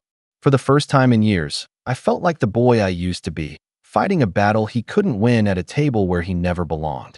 And for a moment, I almost believed them. Maybe I really was the failure they saw. Maybe everything I had built, all the long hours, all the sacrifices, was just a fragile house of cards waiting to collapse. But the moment didn't last. I pulled my coat tighter around me and let the cold burn my lungs until the ache grounded me. Because beneath the pain, something else was stirring. Something sharper. I remembered Daniel's smirk, Dad's cruel satisfaction, Clara's mocking eyes, and I realized they weren't just laughing at me. They were underestimating me. Again. And that was their mistake. I left that night without saying goodbye. I didn't even bother with excuses. I just walked back in, grabbed my coat from the hook, and slipped out the door. No one stopped me. No one cared. And that hurt worse than anything they had said. but it also freed me. Driving home through the quiet streets, the city lights blurring through my windshield, I made a decision. I wasn't going to fight them on their terms. I wasn't going to argue or beg for their approval. I was going to let them believe they had won. Let them sit in their smug certainty. Let them laugh. Because when the truth came out, when the foundation they stood on crumbled beneath them, their laughter would be the first thing to die. And for the first time all night, I allowed myself to smile. Not the polite, forced smile I'd worn at the table, but something darker, something patient. This wasn't the end. It was only the silence before the storm. The weeks after Thanksgiving were strangely quiet. My phone didn't buzz with family texts. No one checked in. No one asked how I was doing. At first, the silence stung. It confirmed what I had always known. That to them, I was disposable, a background character in their perfect little narrative. But slowly, that sting dulled and transformed into something else, freedom. Without their constant commentary, their voices no longer echoing in my head, I could finally hear my own clearly. I threw myself back into work. My company, something I had built from the ground up with 2 close partners, wasn't the flimsy, failing project Daniel had painted it to be. It had struggled in the early years, yes. I'd made mistakes, learned painful lessons, lost sleep and money chasing dead ends. But those scars had sharpened me. We had finally found our rhythm, pivoted into the right sector, and landed clients that actually mattered. Quietly, steadily, the numbers had begun to shift upward. Deals were closing, revenue was climbing, and investors who once brushed me off were suddenly calling me back. It wasn't glamorous. Most days were a blur of long meetings, coding sessions, contract negotiations, and late-night brainstorming with my team. But for the first time, the work felt less like climbing a mountain and more like running downhill with momentum at my back. Every small victory stacked on top of the last until they weren't small anymore. I'd wake up to check the metrics, and they'd be better than the day before. And then the day after that. I didn't tell my family. I didn't post about it online. I kept everything close to my chest, letting them live in the shadow of their assumptions. It gave me a strange satisfaction, knowing that while they laughed about me, my world was quietly shifting. By the spring, the shift wasn't quiet anymore. A major industry player reached out to us, interested in a partnership. 1 meeting turned into 3, and before long we were in serious talks. The kind of talks that made my partner's eyes widen and their voices drop in disbelief. "Do you realize what this means?" One of them whispered after a conference call. "This could change everything." I realized it, but I kept my cool. I had learned the hard way not to celebrate too soon. But deep down, I knew the tide wasn't just turning. It was about to sweep me forward. Meanwhile, I started changing too. Not just financially, though the growing bank account certainly helped. I carried myself differently. When I walked into meetings, I no longer felt like I was begging for a chance. I was evaluating them. When people spoke, I listened with confidence instead of insecurity. The years of being torn down had oddly prepared me for this. I had already survived every insult, every dismissal. Now, in the real world, I was untouchable. Outside of work, I started building a life that wasn't defined by the ghosts of my family. I moved into a new apartment downtown, spacious and bright, with floor-to-ceiling windows that overlooked the city. I filled it with things I chose, not things inherited or handed down. I made new friends, people who respected me for who I was instead of who they thought I should be. And for the first time in my life, I felt like I was standing on solid ground I had built with my own hands. But success has a way of circling back to those who once ignored you. As our company's name started circulating in articles and industry newsletters, I noticed a shift. Old acquaintances began reaching out, congratulating me, asking for coffee, hinting at opportunities. Even some distant relatives sent the occasional message, just vague enough to be polite but curious enough to be opportunistic. And then, one night in early summer, it happened. I was sitting in my office, reviewing numbers that still felt surreal, when my phone buzzed. A message from Clara. "Hey, long time no talk. Heard some things about your company. Dad and Daniel were just discussing it the other day. Call me when you can." I stared at the screen, my chest tightening with a mix of amusement and anticipation. For months, I had lived with their betrayal, their laughter ringing in my ears. Now, they were whispering my name, piecing together fragments of a story they never imagined could be true. I didn't reply. Not yet. Because if there was one thing I'd learned, it was patience. Revenge doesn't come from a single outburst. It comes from timing, from letting the cracks widen until the whole structure collapses. And the cracks in their world were already spreading. By the time summer slipped into fall, my world had changed so drastically that I barely recognized the man who had sat silent at that Thanksgiving table less than a year earlier. The company I co-founded was no longer just a startup. We had grown leaner, sharper, and far more valuable than anyone on the outside realized. The deal we had been negotiating all spring was finally signed. A merger with a major player that elevated us from scrappy newcomers to a name that people in the industry couldn't ignore. When the announcement went public, my phone nearly overheated with messages. Reporters, recruiters, old classmates, even people I hadn't spoken to since high school suddenly remembered my number.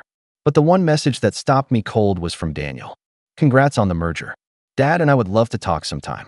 Proud of you, little brother." I almost laughed. The hypocrisy was so thick I could choke on it. Proud. Just months ago, he had sat across the table and dismantled me in front of the family, twisting my past failures into a joke. Now, with a single headline, he wanted to rewrite history. But I didn't reply. Not yet. Because something else was brewing. As part of the merger, I had been pulled into high-level meetings, the kind where every detail mattered. That's when I stumbled across it. In one of the financial reviews, buried in pages of analysis and acquisition strategy, I saw a familiar name. My father's company. At first, I thought it was a coincidence, just a competitor listed in a broader market analysis. But then I dug deeper, and what I found made me sit back in my chair, stunned. The company Dad had built, the empire he lorded over us our entire lives, was faltering. Contracts were shrinking, overhead was ballooning, and the market had shifted beneath him while he refused to adapt. What's worse, Daniel wasn't saving it. He was propping it up with duct tape and arrogance. They were stretched thin, quietly desperate, and whether they realized it or not, circling the drain. And the company that had just merged with mine? They were circling Dad's company like wolves. They were already in discussions about acquisition. In other words, Dad's empire was on the chopping block, and I was now sitting in the room where those decisions would be made. I can't explain the rush that went through me when I realized it. Years of humiliation, of being told I'd never measure up, of watching Daniel smirk while Dad tore me down. All of it crystallized into one truth. I was in the exact position to turn the tables. The irony was almost too much to take in. Dad, who had built his identity on control and dominance, was about to lose everything. And he had no idea that the failure sitting across from him at Thanksgiving was the one holding the match. I played it cool, though. I didn't tell my partners the personal connection, didn't let even a flicker of emotion show in those meetings. I asked questions, nodded thoughtfully, and took notes like the consummate professional. But inside, a storm was raging. Every evening, I'd come home and pace my apartment, replaying that Thanksgiving night in my head. Dad's smirk, Daniel's betrayal, Claire's mocking laugh.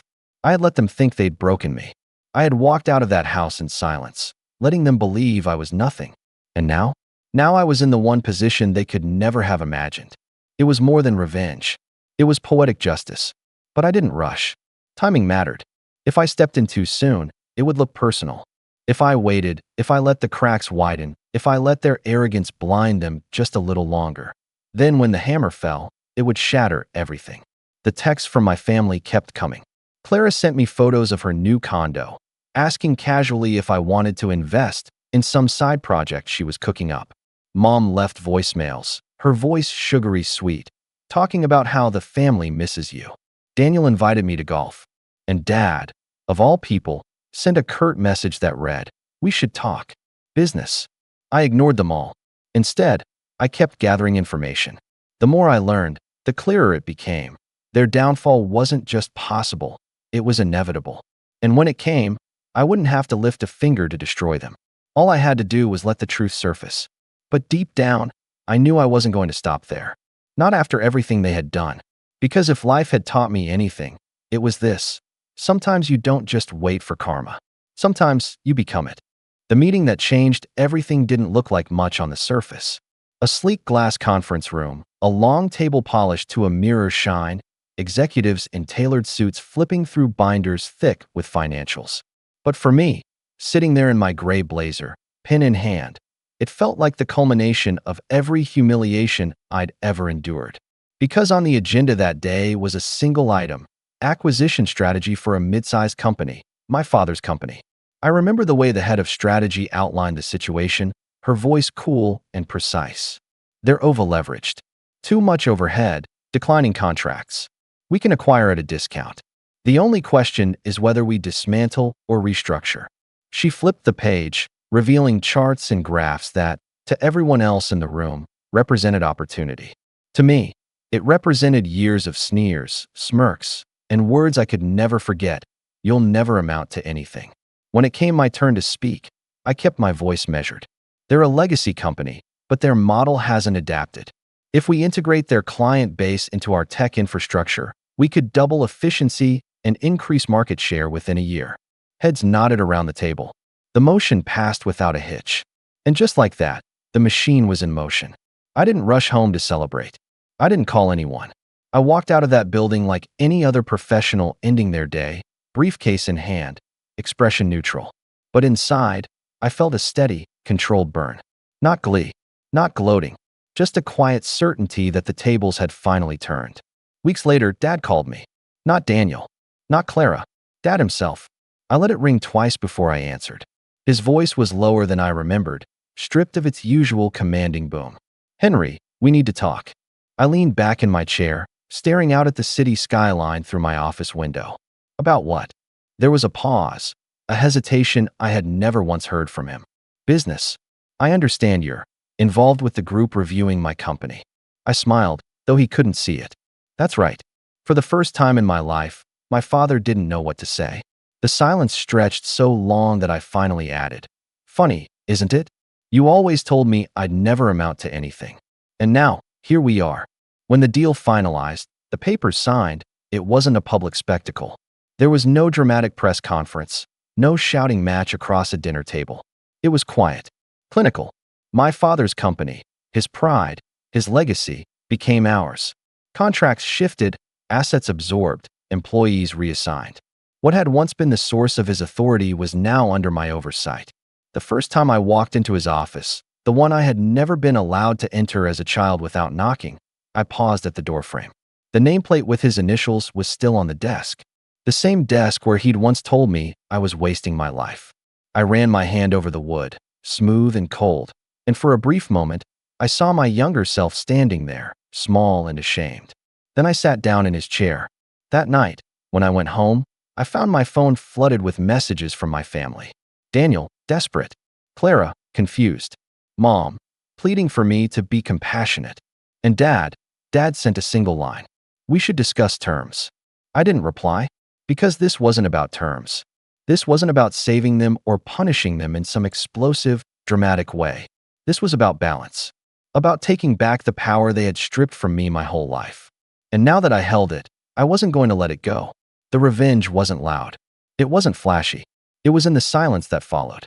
The silence when my father realized he no longer held the throne. The silence when Daniel understood that no amount of smirking could rewrite reality. The silence when Clara saw that her mocking comments no longer had teeth. For the first time in my life, I didn't need their approval. I didn't need their acceptance. I had taken the one thing they valued most, the empire they built on arrogance and control, and made it mine. And as I sat alone in my apartment, city lights glittering beyond the window, I finally allowed myself a single laugh. Not bitter, not triumphant, just free. Because the boy who would never amount to anything was gone, and the man who replaced him had just rewritten the story. Fallout came faster than I expected. Within weeks of the acquisition, the ripple effects began. Contracts that Dad had clung to for years were reviewed, and several were restructured under my oversight. Departments that had bloated under Daniel's mismanagement were trimmed, leaving him sidelined, stripped of the authority he had once wielded like a crown. Employees who once bowed to him now reported to me, and though they were polite, I could see the shift in their eyes. They no longer saw Daniel as the heir. He was just another manager clinging to a crumbling reputation. Clara tried a different tactic. She called me one evening, her voice sugar-sweet, dripping with practiced charm. "Henry, you've always been so generous. Maybe you could help me out? Just a little?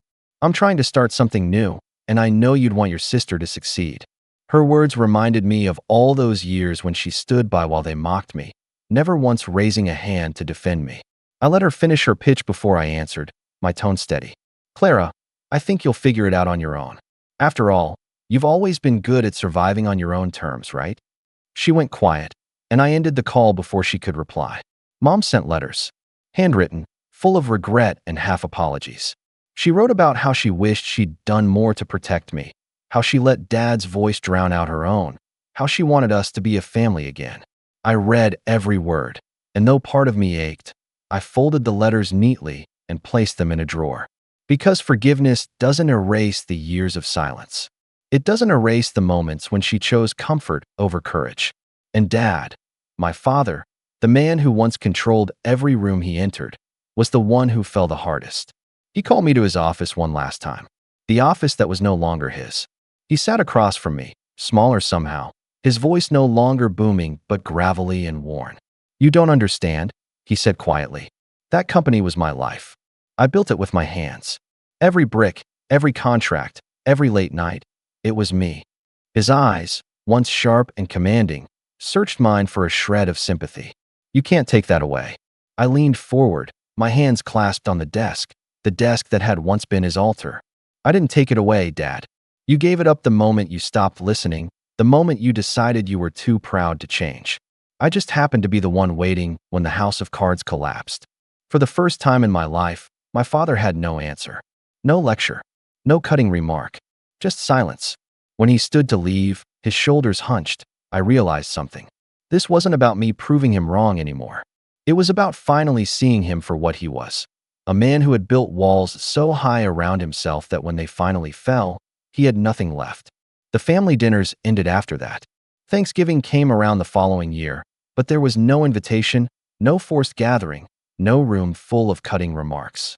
They scattered, Daniel nursing his wounded pride, Clara chasing her own survival, Mom writing letters to a son she no longer knew how to reach, and Dad retreating into the shadows of a legacy that no longer existed. And me?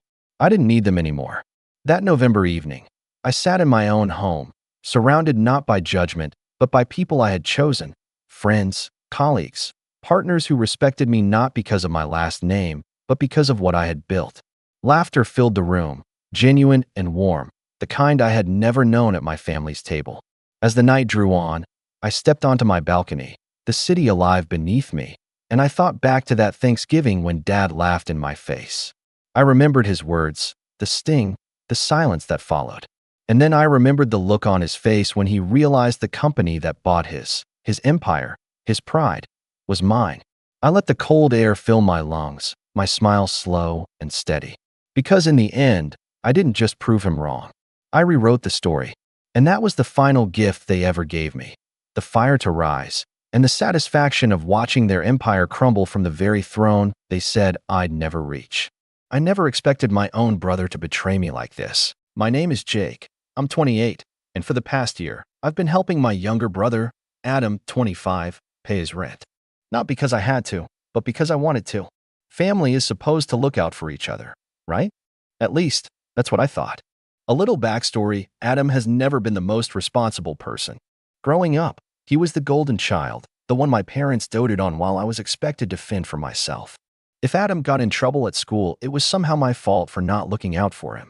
If he broke something, I had to pitch in to replace it.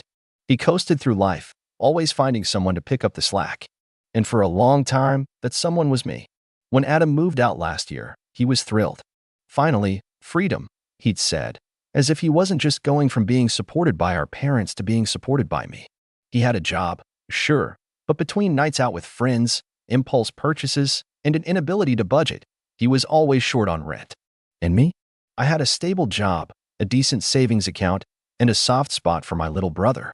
So when he called me one night in a panic, saying he was about to be evicted, I bailed him out. Just this once, I told myself. But, of course, it didn't stop there. Month after month, the calls continued. There was always an excuse. His paycheck was late, his hours got cut, he had an unexpected expense. And every time, I sent him money. $500 here, $700 there. Sometimes, he wouldn't even ask. He'd just text me his Venmo link. Thanks, bro. You're the best, he'd say, like I was just handing him a favor instead of keeping him from being homeless. I knew I should have put my foot down, but every time I tried, he had a way of making me feel guilty. It's just until I get back on my feet, he'd promise. You know, I'd do the same for you. That last part always got me, because deep down, I knew it wasn't true. Fast forward to this past Christmas. It had been a tough year for me. Work had been stressful, and financially, things were tighter than I'd like to admit. But I was still looking forward to spending the holidays with family. My parents had invited everyone over, and I even got Adam a nice gift, a new jacket he'd been eyeing but couldn't afford. I was expecting a nice, relaxing holiday. I should have known better. The moment I arrived, I could tell something was off. Adam barely acknowledged me. No, hey, thanks for coming. No, Merry Christmas, bro. Just a glance in my direction before he went back to joking with our cousins. I brushed it off. Maybe he was just in a bad mood. Dinner was when things really went downhill. We were all gathered around the table, passing plates of food, when my mom asked Adam how things were going. Oh, you know, he said with a laugh. Living my best life. Just moved into a new apartment, got some nice new furniture. Things are finally looking up. I nearly choked on my food. New apartment? New furniture? He hadn't mentioned any of this to me. And judging by the way he was talking, he hadn't just scraped by, he was doing well. I glanced at him, waiting for some kind of acknowledgement. Thanks to my brother for helping me out, or even a nod in my direction. Nothing. He didn't even look at me. So, Adam, I said, keeping my tone light, guess that means you're all set now, huh? He frowned, confused. What do you mean? I mean, you've been needing my help for rent every month, but now you're in a new place with new stuff. That's great. So you're good now, right? His expression darkened. He set down his fork, and suddenly, all eyes were on us. Wow, Jake. Really? You just have to bring that up at dinner. I blinked. I'm just saying, if you've got everything figured out, then I guess you won't need my help anymore. He let out a bitter laugh. Dude, why are you acting like I owe you something? I thought family was supposed to help each other. I felt my stomach twist. The way he said it, like I was the selfish one. Like I hadn't been bending over backward for him all year. I could feel the heat rising in my face, but before I could respond, he rolled his eyes and muttered under his breath, "You ruin everything. Just leave." The table fell silent. My mom gasped. My dad cleared his throat uncomfortably. And me? I felt like the air had been sucked out of the room. I stared at him, waiting for him to take it back, to realize what he had just said. But he didn't. He just picked up his fork and kept eating, as if I was nothing. I pushed my chair back and stood up. You know what? Merry Christmas, everyone. My voice was steady, but my hands were shaking. Enjoy the rest of your night. I grabbed my coat and walked out. No one stopped me. No one called after me. And as I stepped outside into the cold December air, I realized something Adam was never going to change. I had spent a year helping him, supporting him, thinking that one day he'd appreciate it. But he never would. Because in his mind, I wasn't his brother. I was just his safety net. I drove home in silence, my mind racing.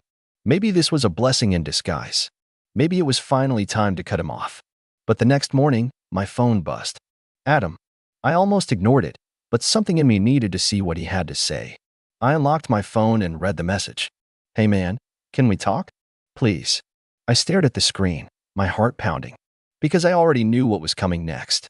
I stared at the message for a long moment. Hey man, can we talk? Please. After everything that had happened the night before, my first instinct was to ignore it. But curiosity got the better of me.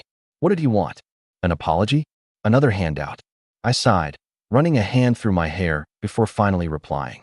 Me, what is there to talk about? The dots appeared instantly. He had been waiting for me to respond. Adam, look, I messed up, okay? Just call me.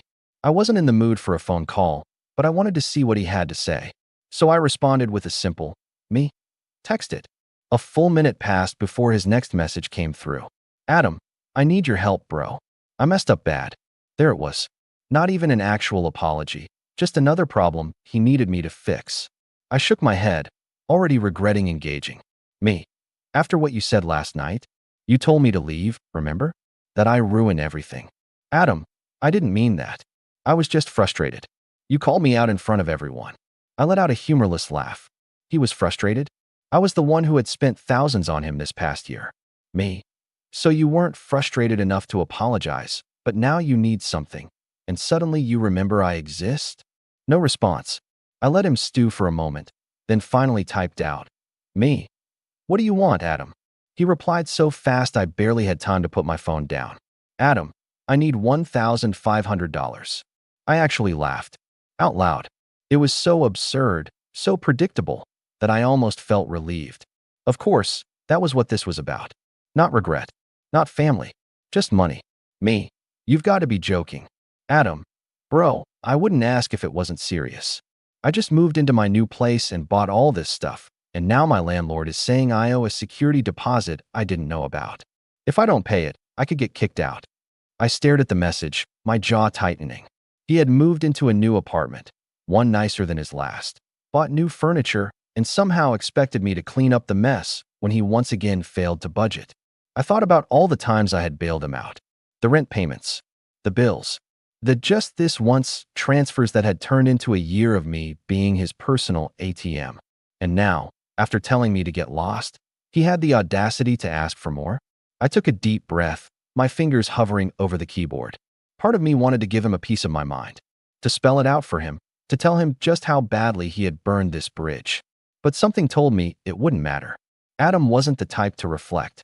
He wasn't the type to learn from his mistakes. So instead, I simply typed, "Me, no." Silence. The dots appeared, then vanished. Appeared again, then nothing. I sat back, exhaling slowly. Maybe this was finally it. The moment Adam realized I wasn't his safety net anymore. I went about my morning, ignoring my phone.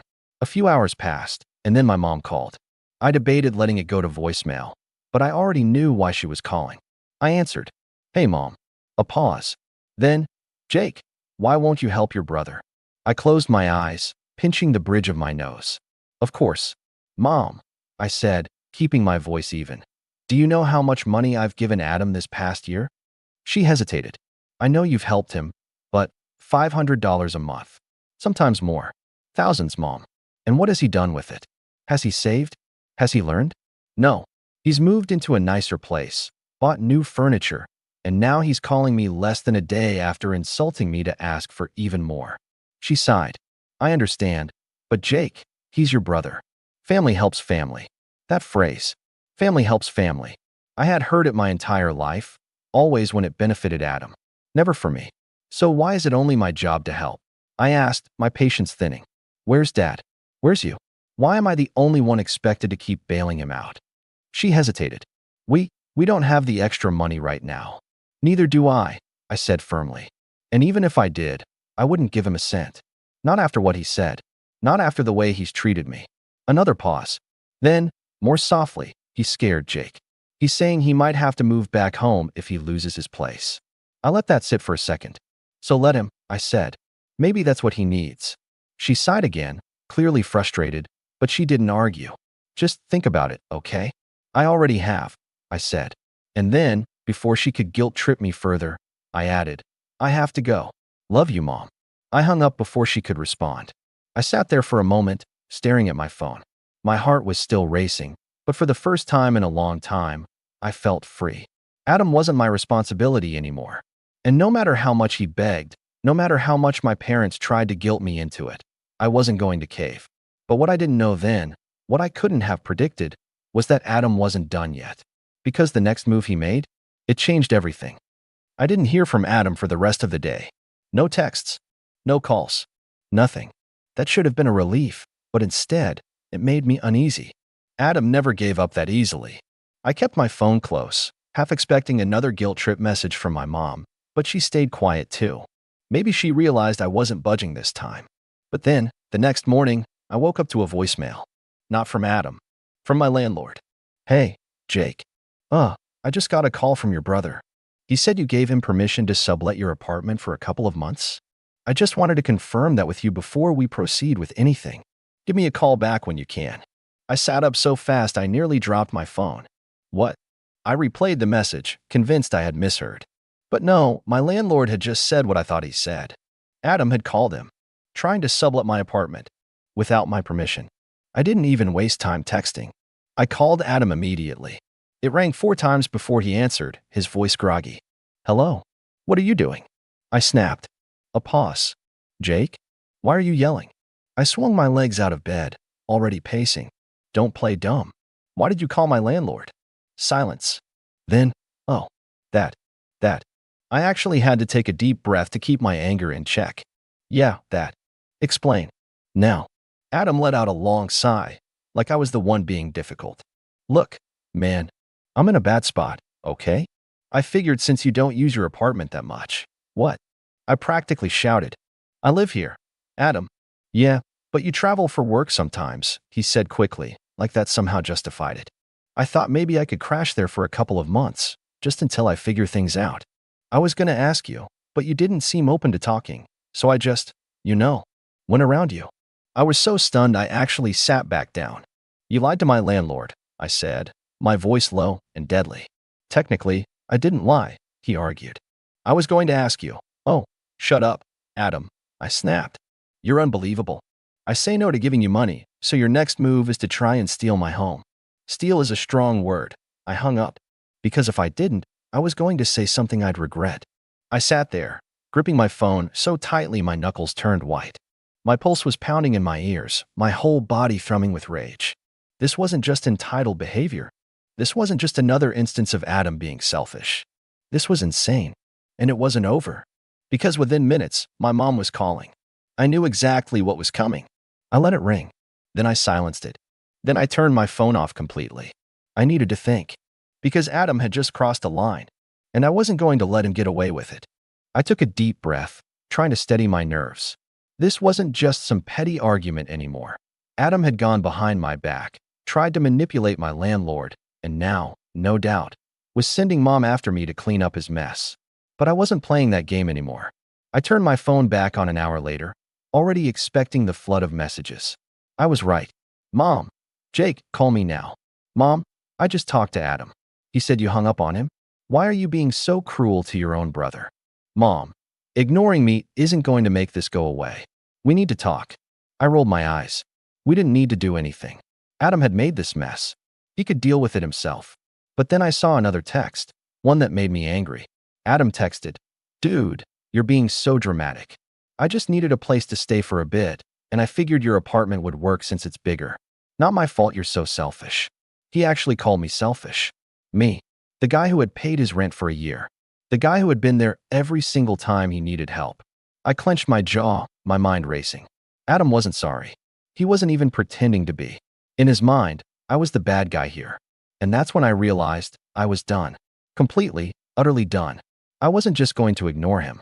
I was going to make sure he finally learned his lesson. I grabbed my phone and called my landlord back. He picked up on the second ring. Hey, Jake. I was hoping you'd call. Yeah, listen, I said, keeping my voice calm. About that whole thing with my brother? He lied. I never gave him permission to sublet my apartment. He's not staying here. Not now. Not ever. If he tries to contact you again, just ignore him. There was a pause. Yeah, I figured something was off. He was acting kind of sketchy. That's putting it mildly, I muttered. Sorry he even dragged you into this. No worries. Just glad I checked with you first. We hung up, and I exhaled slowly. That was one problem handled. But I wasn't done yet. I had one more call to make. I scrolled through my contacts until I found the number I hadn't dialed in years. My uncle. Uncle Dan wasn't just family. He was a lawyer. And not just any lawyer. A good one. If Adam wanted to play dirty, fine. But he was about to find out what happens when you push the wrong person too far. I hit call. The line rang twice before he picked up. Jake? Wow, haven't heard from you in a while. What's up? I took a deep breath. Hey, Uncle Dan. I need some legal advice about my brother. The silence on the other end stretched for a beat. Then, oh boy, he said. This ought to be good. And it was. Because Adam had no idea what was coming next. Uncle Dan listened as I laid everything out, the rent, the entitlement, the Thanksgiving disaster, and now the blatant attempt to lie to my landlord and steal my apartment. When I finished, he let out a low whistle. Wow, your brother's got some nerve. Yeah, tell me about it, I muttered. So what exactly do you want to do here? He asked. Because legally, Adam didn't actually commit a crime. He didn't forge your signature or break into your apartment. But if he keeps pushing, that could change. I ran a hand through my hair. I don't know yet. I want to make sure he can't pull anything like this again. I need something to shut him down completely. Uncle Dan hummed thoughtfully. Well, first off, I'd put your landlord on high alert. Tell him explicitly that Adam is never allowed to enter your apartment, even if he somehow gets a copy of your key. That way, if Adam tries anything, your landlord can treat it as trespassing. Good idea, I said. I'll handle that today. And if Adam does something really stupid, like trying to break in? Uncle Dan continued. Call the cops immediately. No warnings, no second chances. People like him don't stop unless they face real consequences. I exhaled slowly. He was right. I'd spent my whole life giving Adam warnings, second chances, bailouts. And every time, he pushed further. Not anymore. I'll keep that in mind, I said. Thanks, Uncle Dan. I appreciate it. Anytime, kid, he said. And hey, don't let your mom guilt you into anything. I know how she is. I scoffed. Yeah, me too. We hung up, and I immediately texted my landlord to reinforce what I'd already said. Hey, just to be clear, Adam is never allowed in my apartment, under any circumstances. If he shows up or tries anything, let me know immediately. Landlord, got it. Don't worry, I won't even open the door for him. That was a relief. At least now, I had a safety net. But Adam still wasn't done, because 2 hours later, I got another text from an unknown number. Unknown. Jake, please just hear me out. I stared at it. I knew it was Adam. He must have realized I blocked him. I ignored it. 5 minutes later, another text. Unknown. I'm sorry, okay? I messed up. Just talk to me. I almost laughed at how fast he'd switched from arrogance to desperation, but I still didn't respond. Then, the next message made my stomach drop. Unknown. Mom says she's coming over to talk to you. Just a heads up. I shot up from my chair. No way. Not 5 minutes later, there was a knock at my door. A sharp, impatient knock. I took a deep breath and opened it. There she was, my mother, standing in the hallway, arms crossed, looking like she was personally offended that I had made her come all this way. We need to talk, she said, pushing past me into the apartment. I didn't stop her, because for the first time in my life, I was ready to have this fight, and I wasn't going to hold back. I closed the door behind my mom and turned to face her. She stood in the middle of my living room, arms still crossed, scanning the apartment like she was gathering ammunition. You've been ignoring me, she said, her tone sharp. I've been busy, I replied, keeping my voice level. She scoffed. Too busy to deal with your own family? Too busy to answer when your brother is in crisis? I let out a short laugh. A crisis he created. And let's be honest, Mom, this isn't about Adam being in trouble. This is about you trying to clean up his mess again. Her lips pressed into a thin line. He's your brother, Jake. You don't just abandon family over one mistake. One mistake. I repeated, my voice rising. Are you serious? This isn't just about Thanksgiving. This isn't just about him trying to take my apartment. This is about years of him using me, of me paying for his life while he insults me behind my back. And you always take his side. Because he needs help, she snapped. You've always had your life together, Jake. You've always been responsible. But Adam, he's struggling. And a good brother would help instead of punishing him for it. I took a deep breath, my hands balling into fists at my sides. You know what, Mom? You're right, I said. I am responsible. And Adam? He's never had to be. Because every time he messes up, you come running to fix it. And when you can't, you throw it on to me. That's not. Yes, it is. I cut her off. And I'm done. I'm done paying for him. I'm done letting him insult me. I'm done pretending this is okay just because he's family. She was silent, staring at me, like she couldn't believe I was finally standing my ground. So what now? She said after a long pause. You're just going to cut us off? I exhaled, steadying myself. No, Mom. I'm setting boundaries. And if you or Adam can't respect that, then yeah, maybe I do need to walk away. Her expression faltered. I could see the wheels turning in her head, realizing that this time, I wasn't bluffing. She inhaled sharply, composing herself. Well, if that's how you feel, it is. She nodded once, stiffly, then turned for the door. She didn't say goodbye, and I didn't stop her. Over the next few days, I ignored Adam's continued texts and calls. At first, he kept trying to guilt me. You're really gonna throw away our relationship over this. But when that didn't work, he switched tactics. You think you're so much better than me, don't you? I blocked the number. And that was it. For the first time in my life, I had peace. No more stress about covering his rent. No more constant guilt tripping from Mom. No more feeling like I was obligated to clean up someone else's mess. And the best part? I didn't regret it. Not even for a second.